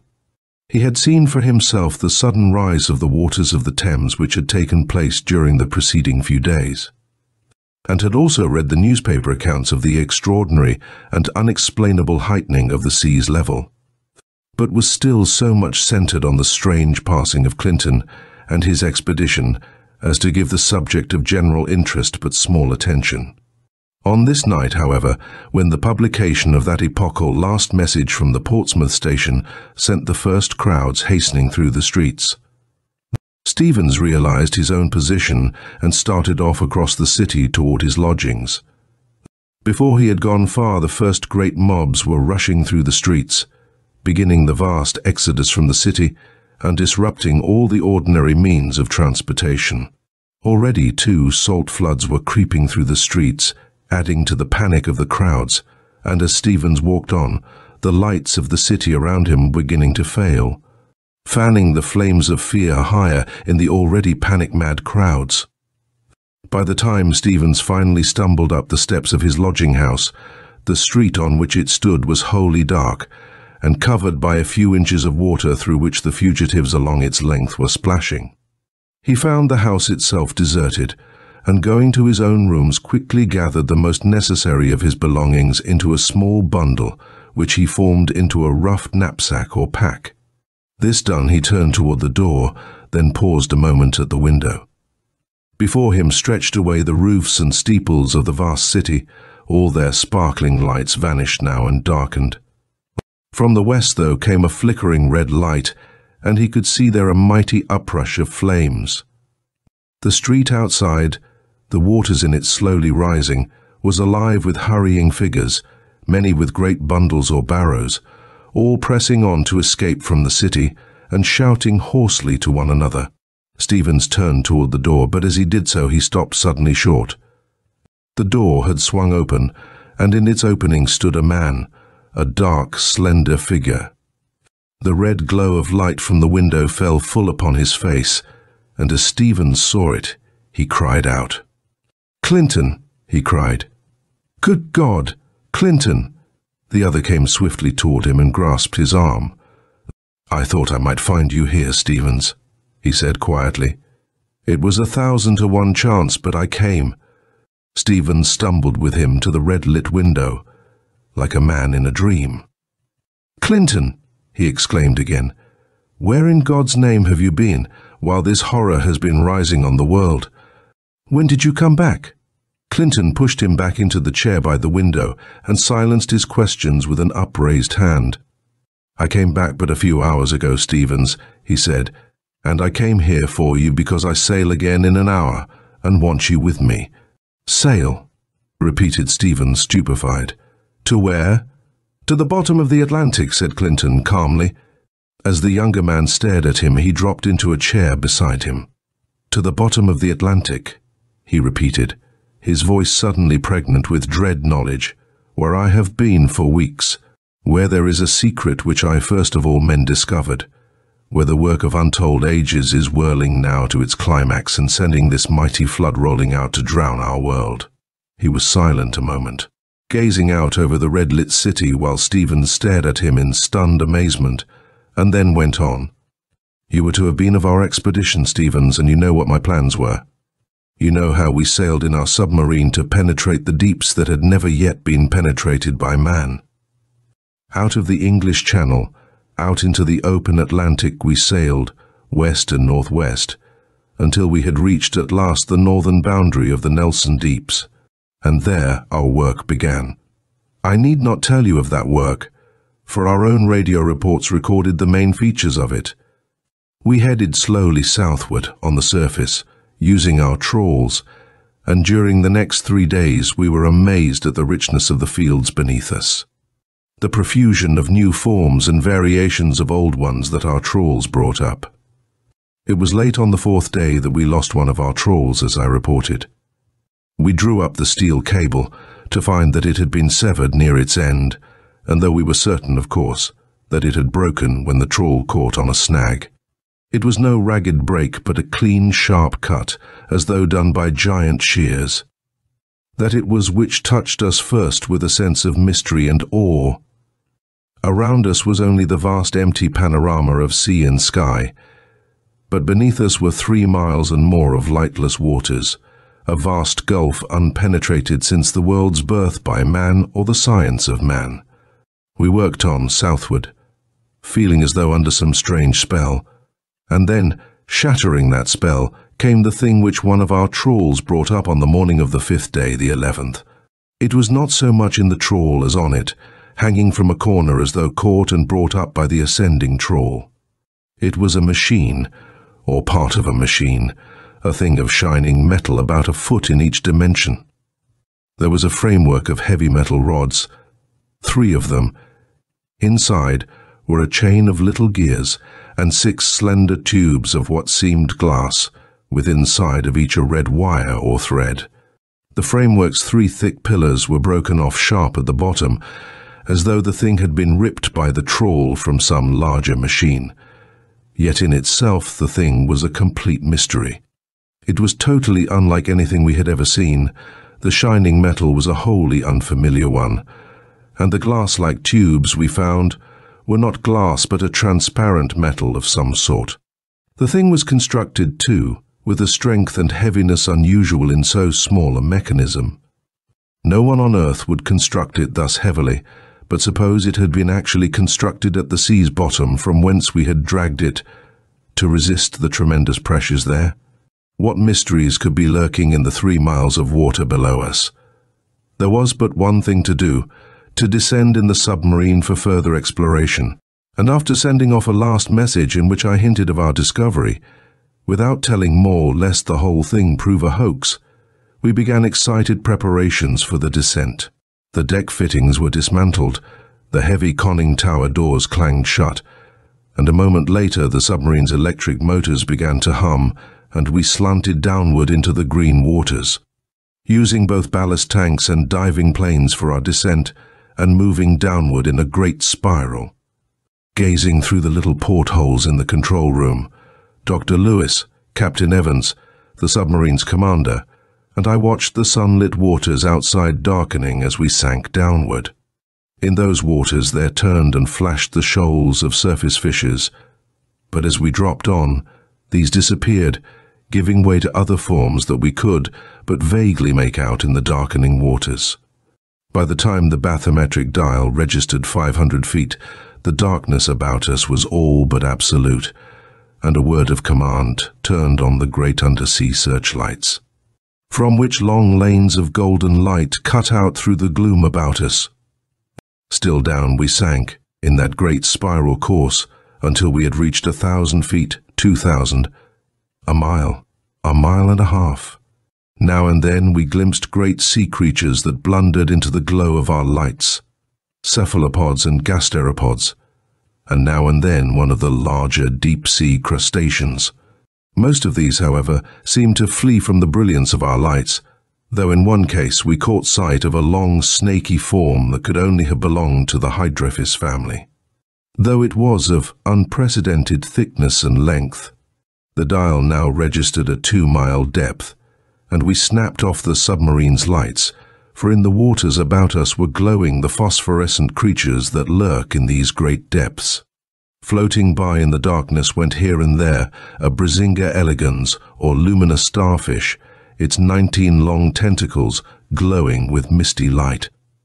The snake-like Stomius boa flashed past, the double rows of luminous discs on the sides of its long body adding to the phosphorescent brilliance. We made out, too, a squat, flat creature fully 15 feet in length, with great fanged mouth and luminous tail and fins, quite unknown to the science of zoology, while scores of the rare Malacosteus niger, with its 2 head spots of greenish-gold light, could be seen around us. Then, as we sank still farther downward, The glowing phosphorescent forms about us thinned and vanished, while about us lay a dark and almost lifeless region of waters. I turned to order the lights snapped on again, but stopped short at a sudden cry from Lewis at the porthole beside me. He could not speak, only pointing down in utmost excitement through the glass, and as I too gazed down, awe and astonishment fell on me. For glimmering up toward us from far below, through the dark waters, was a faint white light, a strange, cold radiance that was growing rapidly stronger as we dropped down toward it. In stunned silence we watched as our craft dipped down, and now at last we began to see its source. 1,000 feet below us there stretched an unimaginable scene. It was the ocean's floor, a level, somewhat rolling plain, and on it, within this vast region of white radiance, were grouped scores, hundreds, thousands of strange structures, great globes of shining metal pierced by doorways which were of uniform size, each being fully 300 feet in diameter. They were ranged in long streets or avenues with mathematical precision. Away into the distance, as far as the eye could reach, stretched this mighty city of globes, and I saw that on the top of each globe was a small squat mechanism, like that which our trawl had brought up, but larger, and while these mechanisms were not themselves luminous or shining, there sprang from them in some way rays of white light, which made it plain that it was these which produced the strange white light that bathed all this gigantic city. Our craft was slanting downward, toward and across the city as we watched in awe, and as it did so we made out two things. The first was that far away there was a spot at the city's heart where were no globes, a vast smooth-walled pit that seemed to sink down into the sea's floor for an unguessable distance, and which I judged was fully 2 miles in diameter. Near its edge there soared up above the globes of the city, for fully 2,000 feet, a slender tower of the same shining metal, at whose tip was a small bulb-like room. I seemed to see also vague, great shapes that moved about this tower, but at that moment my attention was shifted suddenly by Lewis's exclamation to the city beneath us, and I saw for the first time the people of that city. Through the streets, but a few hundred feet below us, now there moved countless numbers of black forms, creeping along the smooth, metal-paved avenues like great black slugs, and as we dropped closer toward them, we saw that that was what they were. Great slug people, their bodies thick cylinders of dark flesh, perhaps 8 feet in length and 3 in thickness, on which they crawled forward like giant worm things, their only limbs 2 short, thick flippers near the head, their only sense organs that we could see being 2 great, dark, shining eyes like the eyes of an octopus, great slug creatures, inhabitants of the waters here at the sea's bottom, crawling through this strange and awful city whose existence men have never dreamed. A city at the bottom of the sea, a city glowing with white, unearthly radiance, a city peopled by unhuman creatures, but reared into being by more than human power. We stared down upon it in indescribable awe and wonder, and then Evans, the commander, uttered a sudden exclamation. A group of the strange slug creatures had collected in the street just below us, gazing up through the waters toward us with their strange dark eyes. And now we saw that across the city toward us was striding an erect, gigantic shape. It came from the direction of the great pit and tower, where there could be glimpsed others like it, an erect, vast shape of metal, striding toward us on 2 mighty limbs or columns which must have measured 1,000 feet in height, and which supported at their top a small disc platform on which were grouped 2 or 3 of the slug creatures, operating their vast mechanism. From below this platform, too, there projected a great jointed limb or arm of almost the same length as the 2 great legs. And as the vast thing strode toward us over the city of globes, this mighty arm was reaching out toward our craft. I uttered a shout and heard a hoarse order from Evans shouted through the speaking tube, and a moment later the submarine shot upward with all the power of its motors. But as it did so, there came a jarring shock and clash of metal, and then our craft was pulled downward, its propellers spinning in vain. The great upraised arm of the giant striding machine had gripped us and held us as a child might hold a toy. Now, with that great arm circling the submarine and holding it tightly, the vast mechanism began to stride back across the city, and a moment later had halted and was lowering our craft to the city's floor.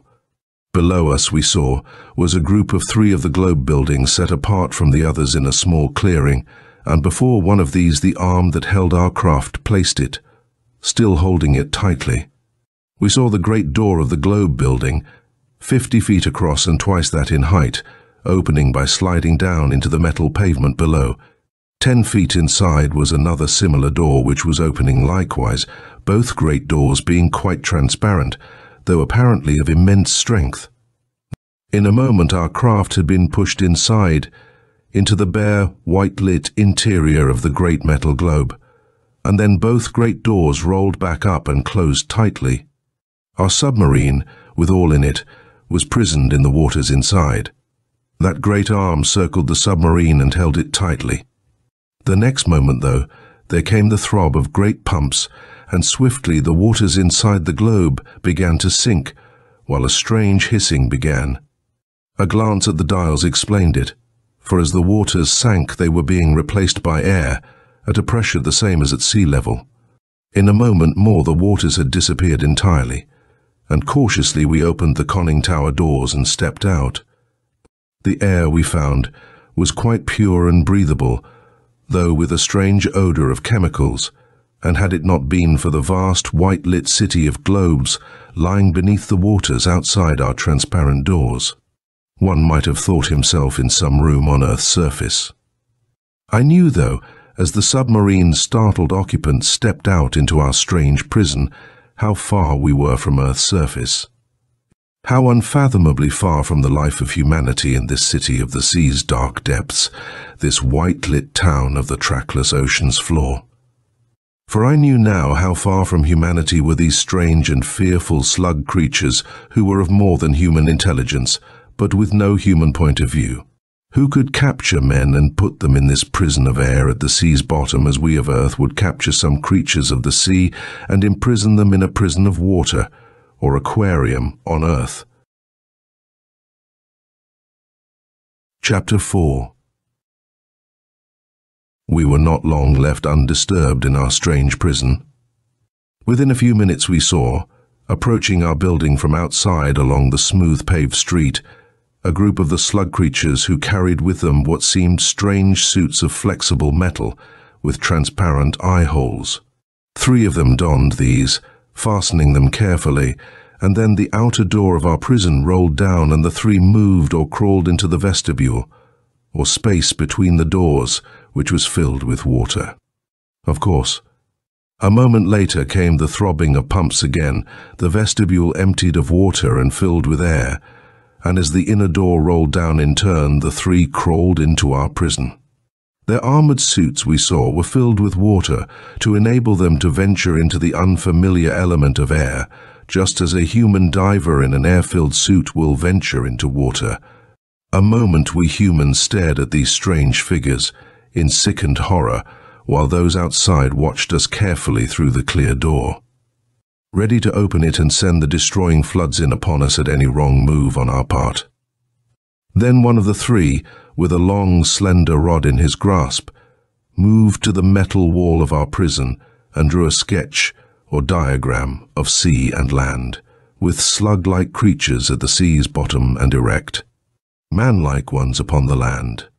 He pointed from the former to himself, and from the latter to us, and I stepped forward and repeated his gesture to show our understanding.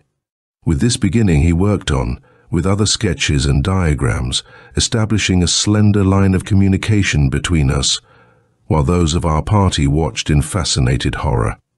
At the end of an hour or more of this, the things left us, through the vestibule chamber, leaving us all in a strange state of wonder and fear.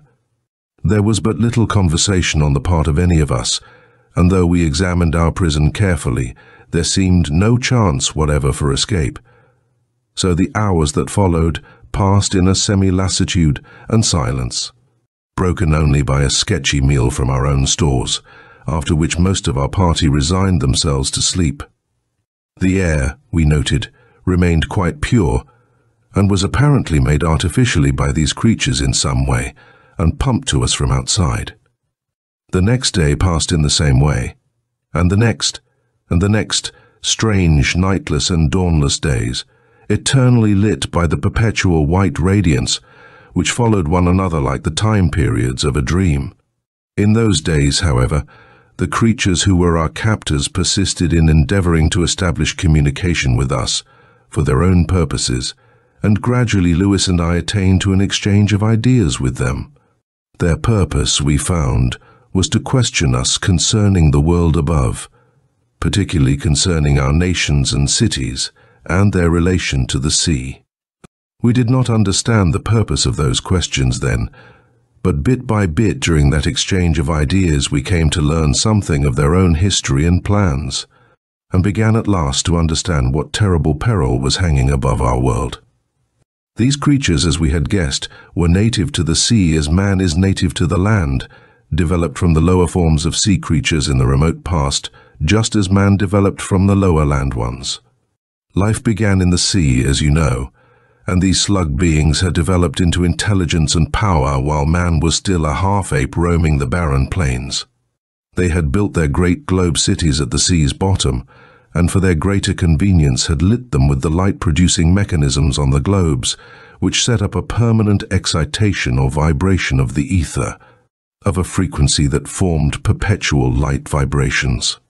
In their hidden depths they reigned, lords of the sea, but their domains were steadily diminishing. You know that since the dawn of time, Earth's seas have dwindled steadily, following the laws of molecular motion, that slowly those seas have retreated and dwindled, as on every planet they do, as on Mars they did eons ago. And since the slug people could live only in the terrific pressures of the great depths, their own realms were swiftly shrinking. They must either form some plan to halt the dwindling of the seas, or face certain extinction. They finally, after long discussion, adopted a stupendous plan, which was none other than to produce artificially such vast quantities of water as would replenish the dwindled seas, would cover all Earth miles deep with them and give all Earth as the slug people's domain. They knew, in their science, how to form atoms of any element out of the primal ether itself by raising it to the desired frequency of vibration. Just as they had produced light from the ether, they could produce matter, which is but a vibration of the universal ether. Suppose, then, that they set up vast generators to form immense quantities of hydrogen and oxygen atoms, and suppose those tremendous quantities of hydrogen and oxygen were mixed together, with a small proportion of certain chemicals added.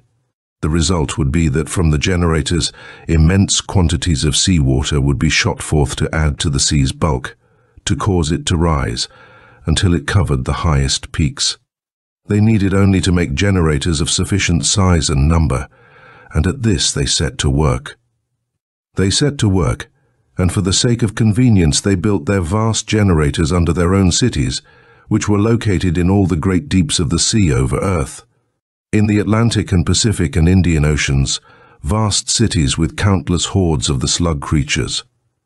Under each of their cities lay one of the titanic generators, with a vast pit opening at the city's center for the waters that would be formed to issue forth from beneath.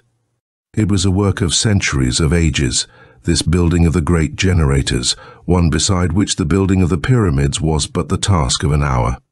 Man rose to power on Earth above them, never suspecting their presence even, and still in the depths the slug creatures worked on at their great task. That was to give them all the world. At last the great generators, under the cities of the slug people in all the deeps of the sea, approached completion. It was necessary to provide a single control for all of them, so that all could be turned on at the same moment, since otherwise the inequality of currents might produce too great disturbances of the sea. This control, therefore, was placed in a small room at the top of a great spire at the center of one of their cities, in the deeps of the mid-Atlantic, the city which we had discovered and where we were prisoned. And now, as we learned, the great work was almost finished, and soon the generators, which had taken ages to build, would be put into action. Around the spire, which held the control of all the generators there, watched always their giant striding machines. Since this little room at the spire's tip held all the energies of all their generators on Earth centered inside it, and should it be damaged or wrecked, the generators themselves would run wild, resulting in titanic etheric explosions which would inevitably destroy not only all the generators themselves, but also the great cities built upon them, and the numberless slug people of those cities. In sick despair we watched the days passing, cooped in our little prison, while the plans of the slug people came to their climax. Far above us we knew were sunlight and fresh breezes, and ships going to and fro upon the waters. But around us were only the oppressing waters and the white radiance and the city of globes and its unhuman people. And at last, the age-old plans of those people were finished, and the great generators were turned on. We saw them flocking through the streets toward the great spire, and the vast pit saw a gleam of sudden green radiance from the control room at the spire's top. In the distance, and then there was a great quivering of the ground and the waters about us, and up from the pit there shot with immense force and speed a vast current of waters. A tremendous solid stream 2 miles wide, and of terrific speed, formed, we knew, by the combining elements in the vast generator beneath the city, turning each moment millions of tons of water into the seas above us. And we knew, too, that at that moment in all the other cities of the slug people across all the deeps of the sea, other and similar currents were being shot forth by the titanic generators, adding each moment incalculable amounts to the bulk of the seas. Through all that day we watched the great current shooting ceaselessly up through the calmer waters about it, and through the next, and knew that on Earth the waters must already be rising inch by inch, and that they would creep up, inch by inch and foot by foot, until they had covered all Earth's fields and forests and cities and highest peaks, until Earth itself was covered miles deep with this sea of hell. And at its bottom, the slug people reigned triumphant. Then, at last, the agony of our despair broke forth, and we seized at once upon a chance for escape which presented itself. It was in a suggestion made by Evans, the submarine's commander, that we saw our chance. His plan seemed suicidal almost, but it was still a chance, so we ignored the risks. Waiting for some hours until the street outside our prison had emptied somewhat of the passing slug people, we took from the submarine's equipment a long, slender drill of steel, and with this, held and guided by 2 seamen, set to work on the metal wall of our prison. At first the metal seemed too hard for the drill to effect, but gradually it bit into it, deeper and deeper. Inch by inch it crept on into the thick metal wall while we watched anxiously. The hours were passing swiftly, and in the distance we could see the mighty current from the pit still roaring upward, but at last, when it seemed that the wall was too thick for us, the drill broke through. Before we could withdraw it, it had been knocked inward toward us with terrific force by the pressure of the waters outside, and through the 2-inch hole it left came shooting inward a solid stream of water of terrific force. In a moment that jet had filled the great room to a depth of a foot, and hastily we splashed toward our submarine, clambering up and inside it and shutting tightly the heavy doors. From the portholes we could see the waters in the room swiftly rising, until within a few more minutes they had risen sufficiently to float the submarine, which had been lying on the bare metal floor of the great room. Instantly Evans gave an order, and at once the craft's motors began to hum and its reversed propellers to thrash the waters, backing us against the wall opposite the great doors. There we paused a moment, and then another order sent the boat leaping across the great room through the waters like a living thing, toward the inner of the 2 great doors, which could be opened only from the outside. With a great ramming shock the craft's prow struck the door, for this was our plan, to batter down the 2 doors if possible, and make our escape. The door, we saw, had been shaken by the blow, its thick, transparent metal deeply dented, but it still hung fast. So again the submarine retreated to the opposite wall and again leapt forward to crash against the barrier.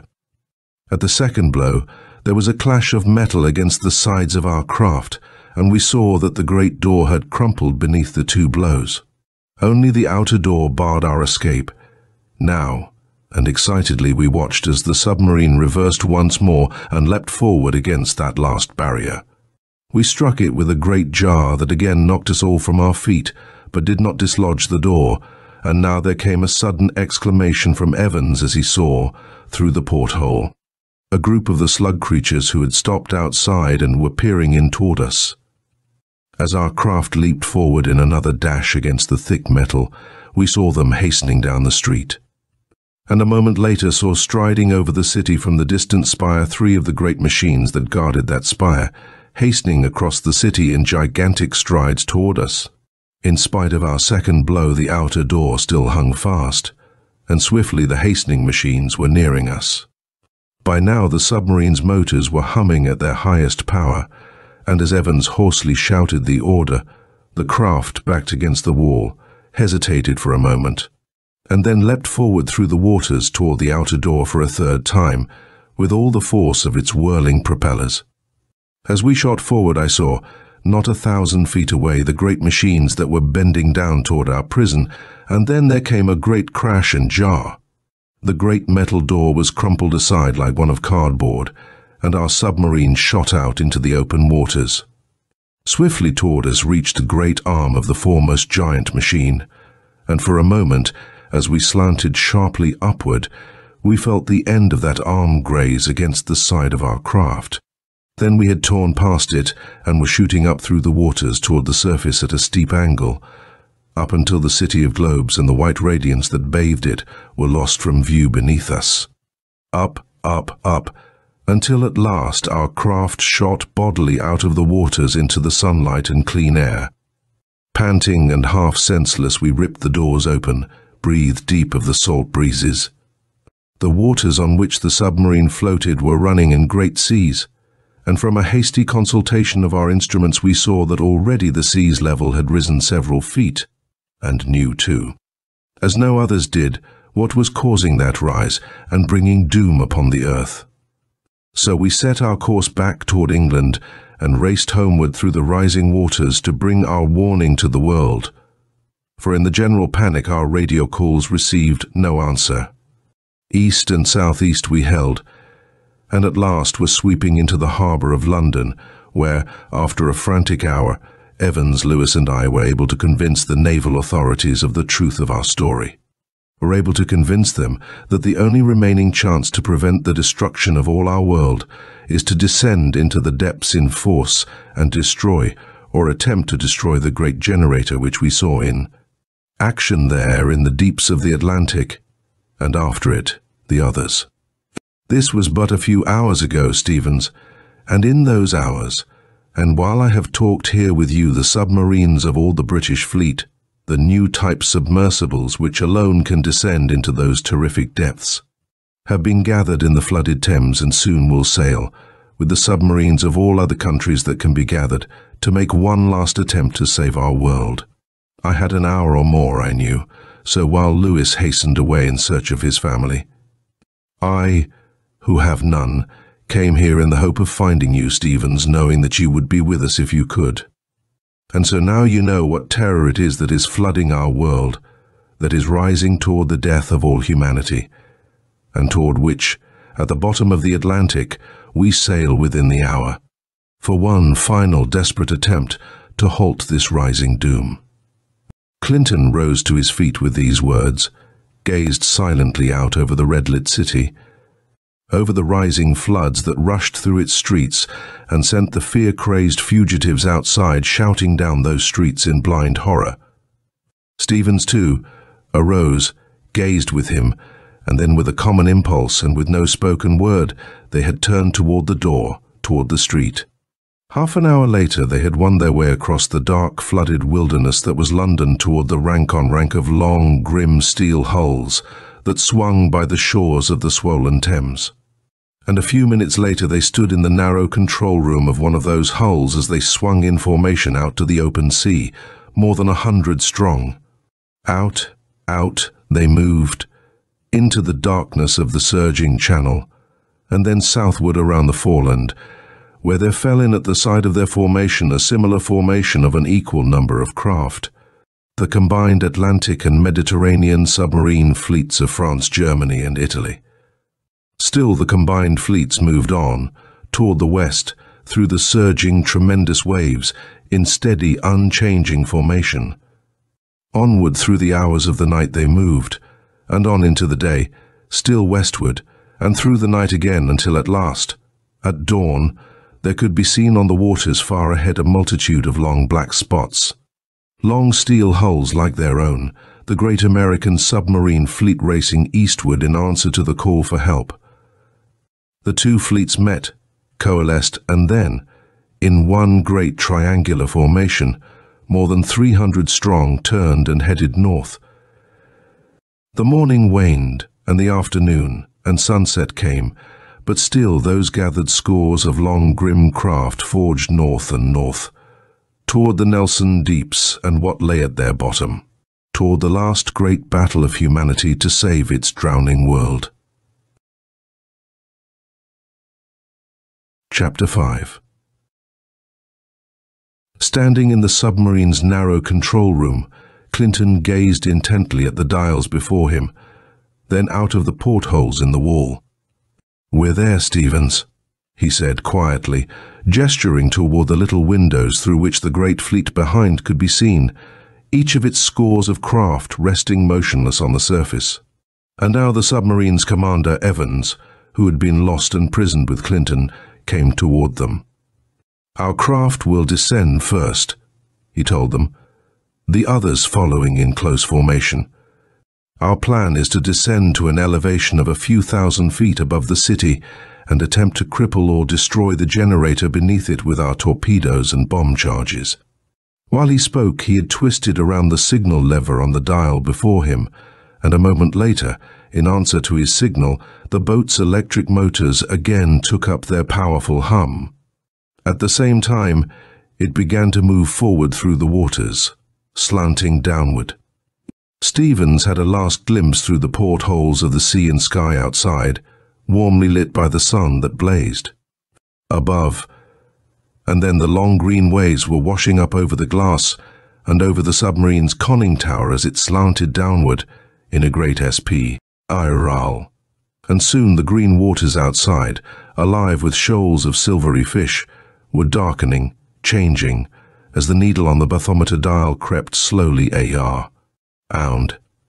He looked up suddenly as he glimpsed through the portholes a dark shape passing above, and then saw that it was but one of the submarines of the fleet above, descending after them and following them, score upon score of long, dark, fish-like hulls that circled and dipped and sank after them, down toward the fate of a W, awed.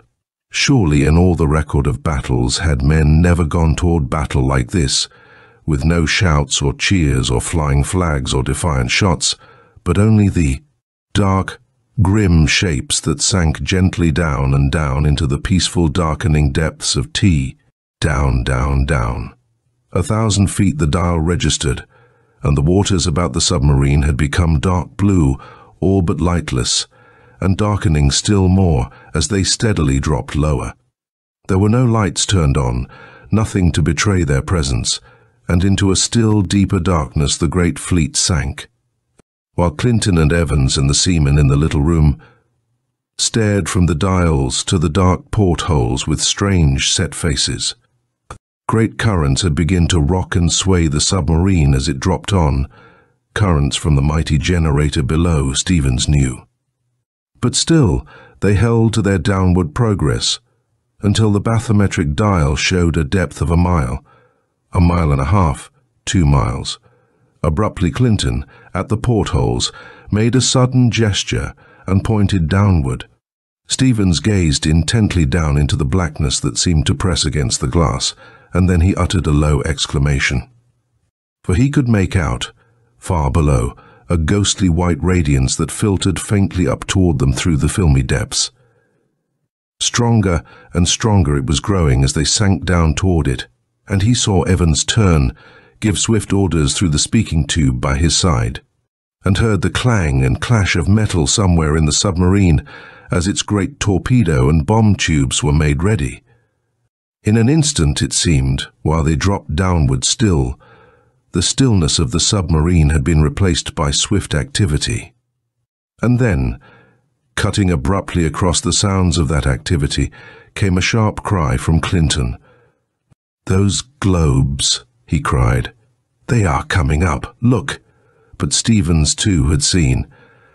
Outlined dark against the growing white light beneath them, he had glimpsed a dark, round object that was moving steadily and swiftly up toward them from beneath. That moved up with ever-increasing speed, like the reversal of some object falling downward. Swiftly it came, and now he could see that it was a black metal globe perhaps a yard in diameter. He felt the submarine swerve sharply as Evans abruptly spun its wheel, glimpsed the uprushing globe grazing past its side, and then the thing had passed above them, and had struck full on the bottom of a submarine just above. There was a flash of intense purple light, flaring out through the waters in blinding intensity, and then the submarine rocked and spun like a leaf in a gale. While the great flash and the craft above which it had enveloped vanished together. "Bombs!" shouted Clinton. "Bombs of some kind that they release from beneath, to rise and strike us, and look." More.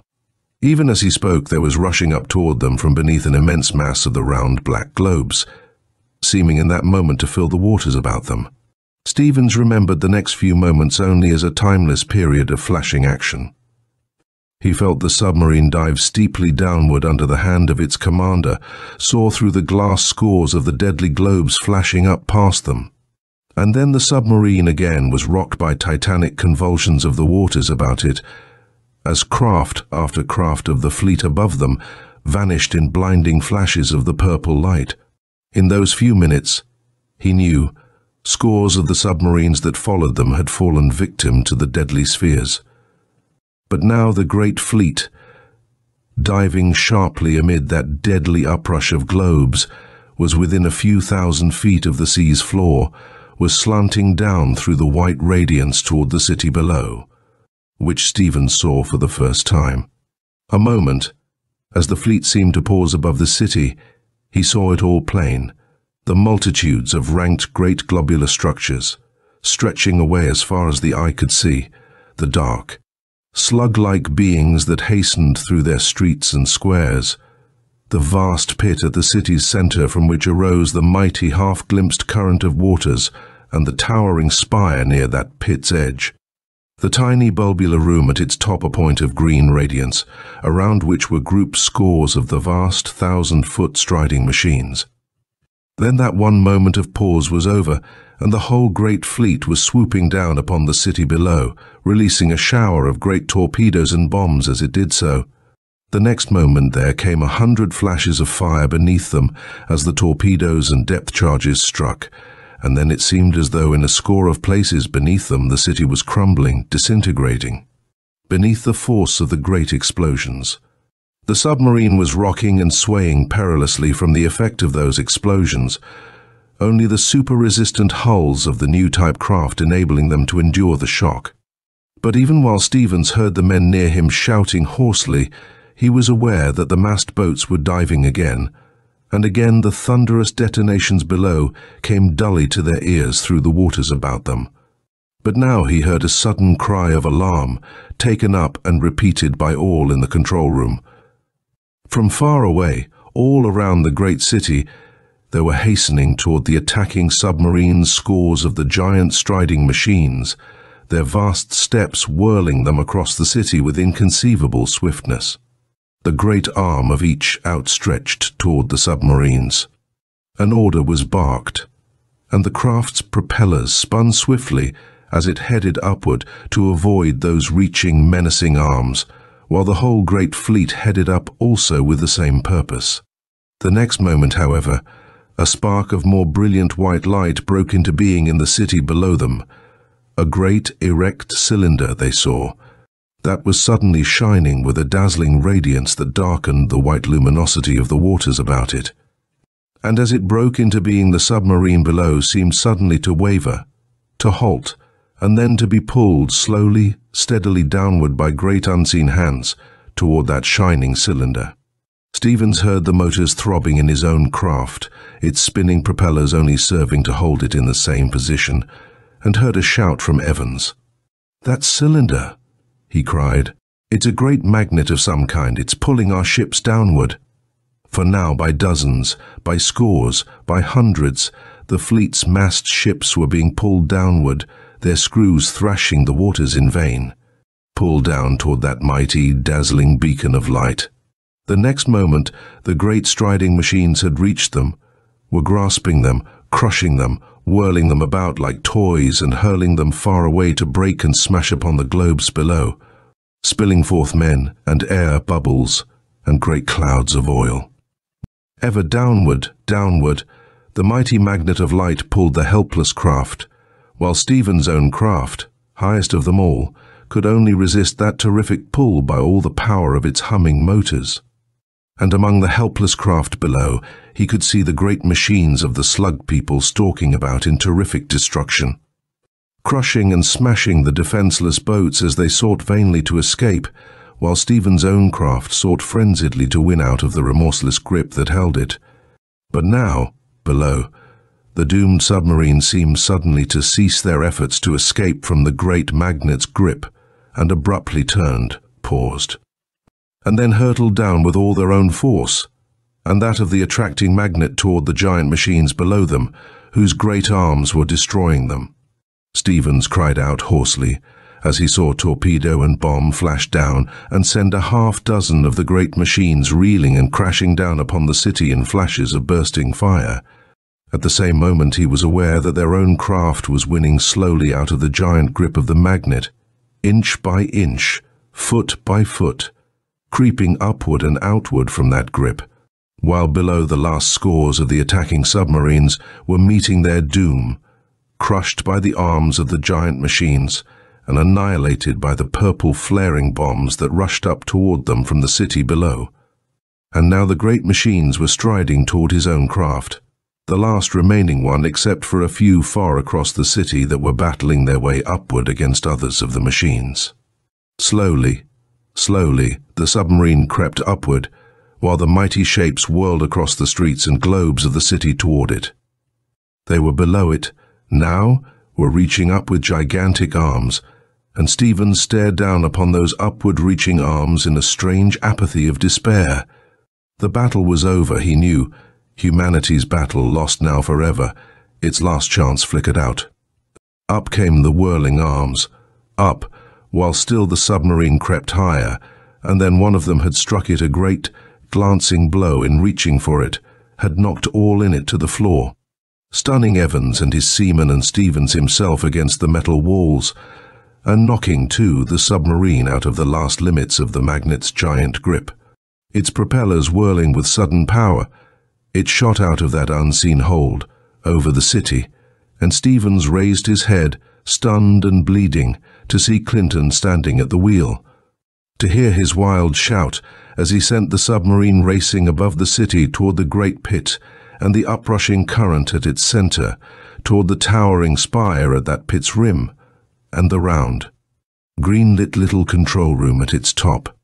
Straight toward that ball-like room at the great spire's tip flashed the racing submarine, and Stevens glimpsed the mighty striding machines far across the city, abandoning the battle with the remaining few submarines, which shot sharply upward to whirl after their own, saw rushing toward them from around the spire others of the giant machines, their vast arms upraised to grasp and crush the hurtling craft.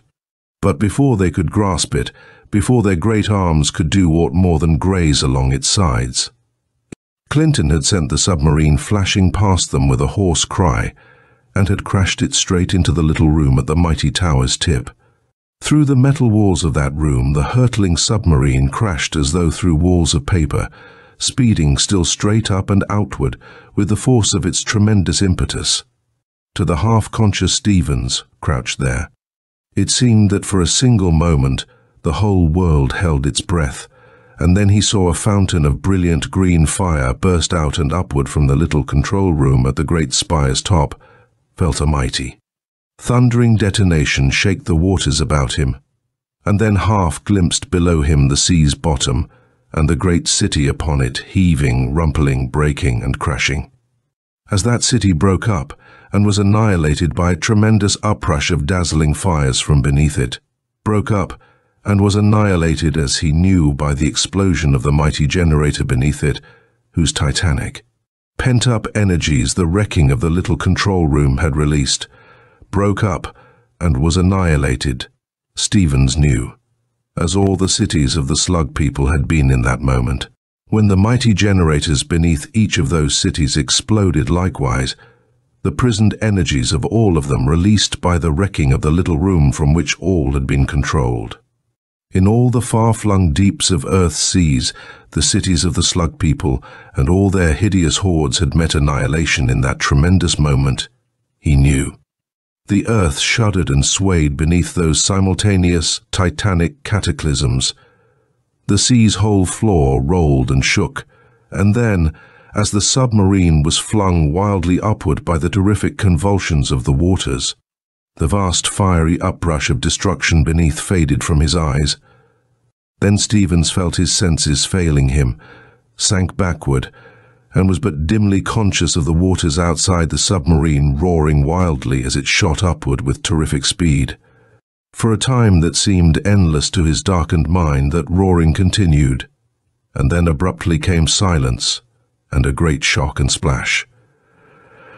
Then he felt hands upon him, and hoarse voices shouting in his ears, heard the doors above clanging open, admitting a flood of sunlight and clean fresh air upon him, and then he knew no more. Chapter 6.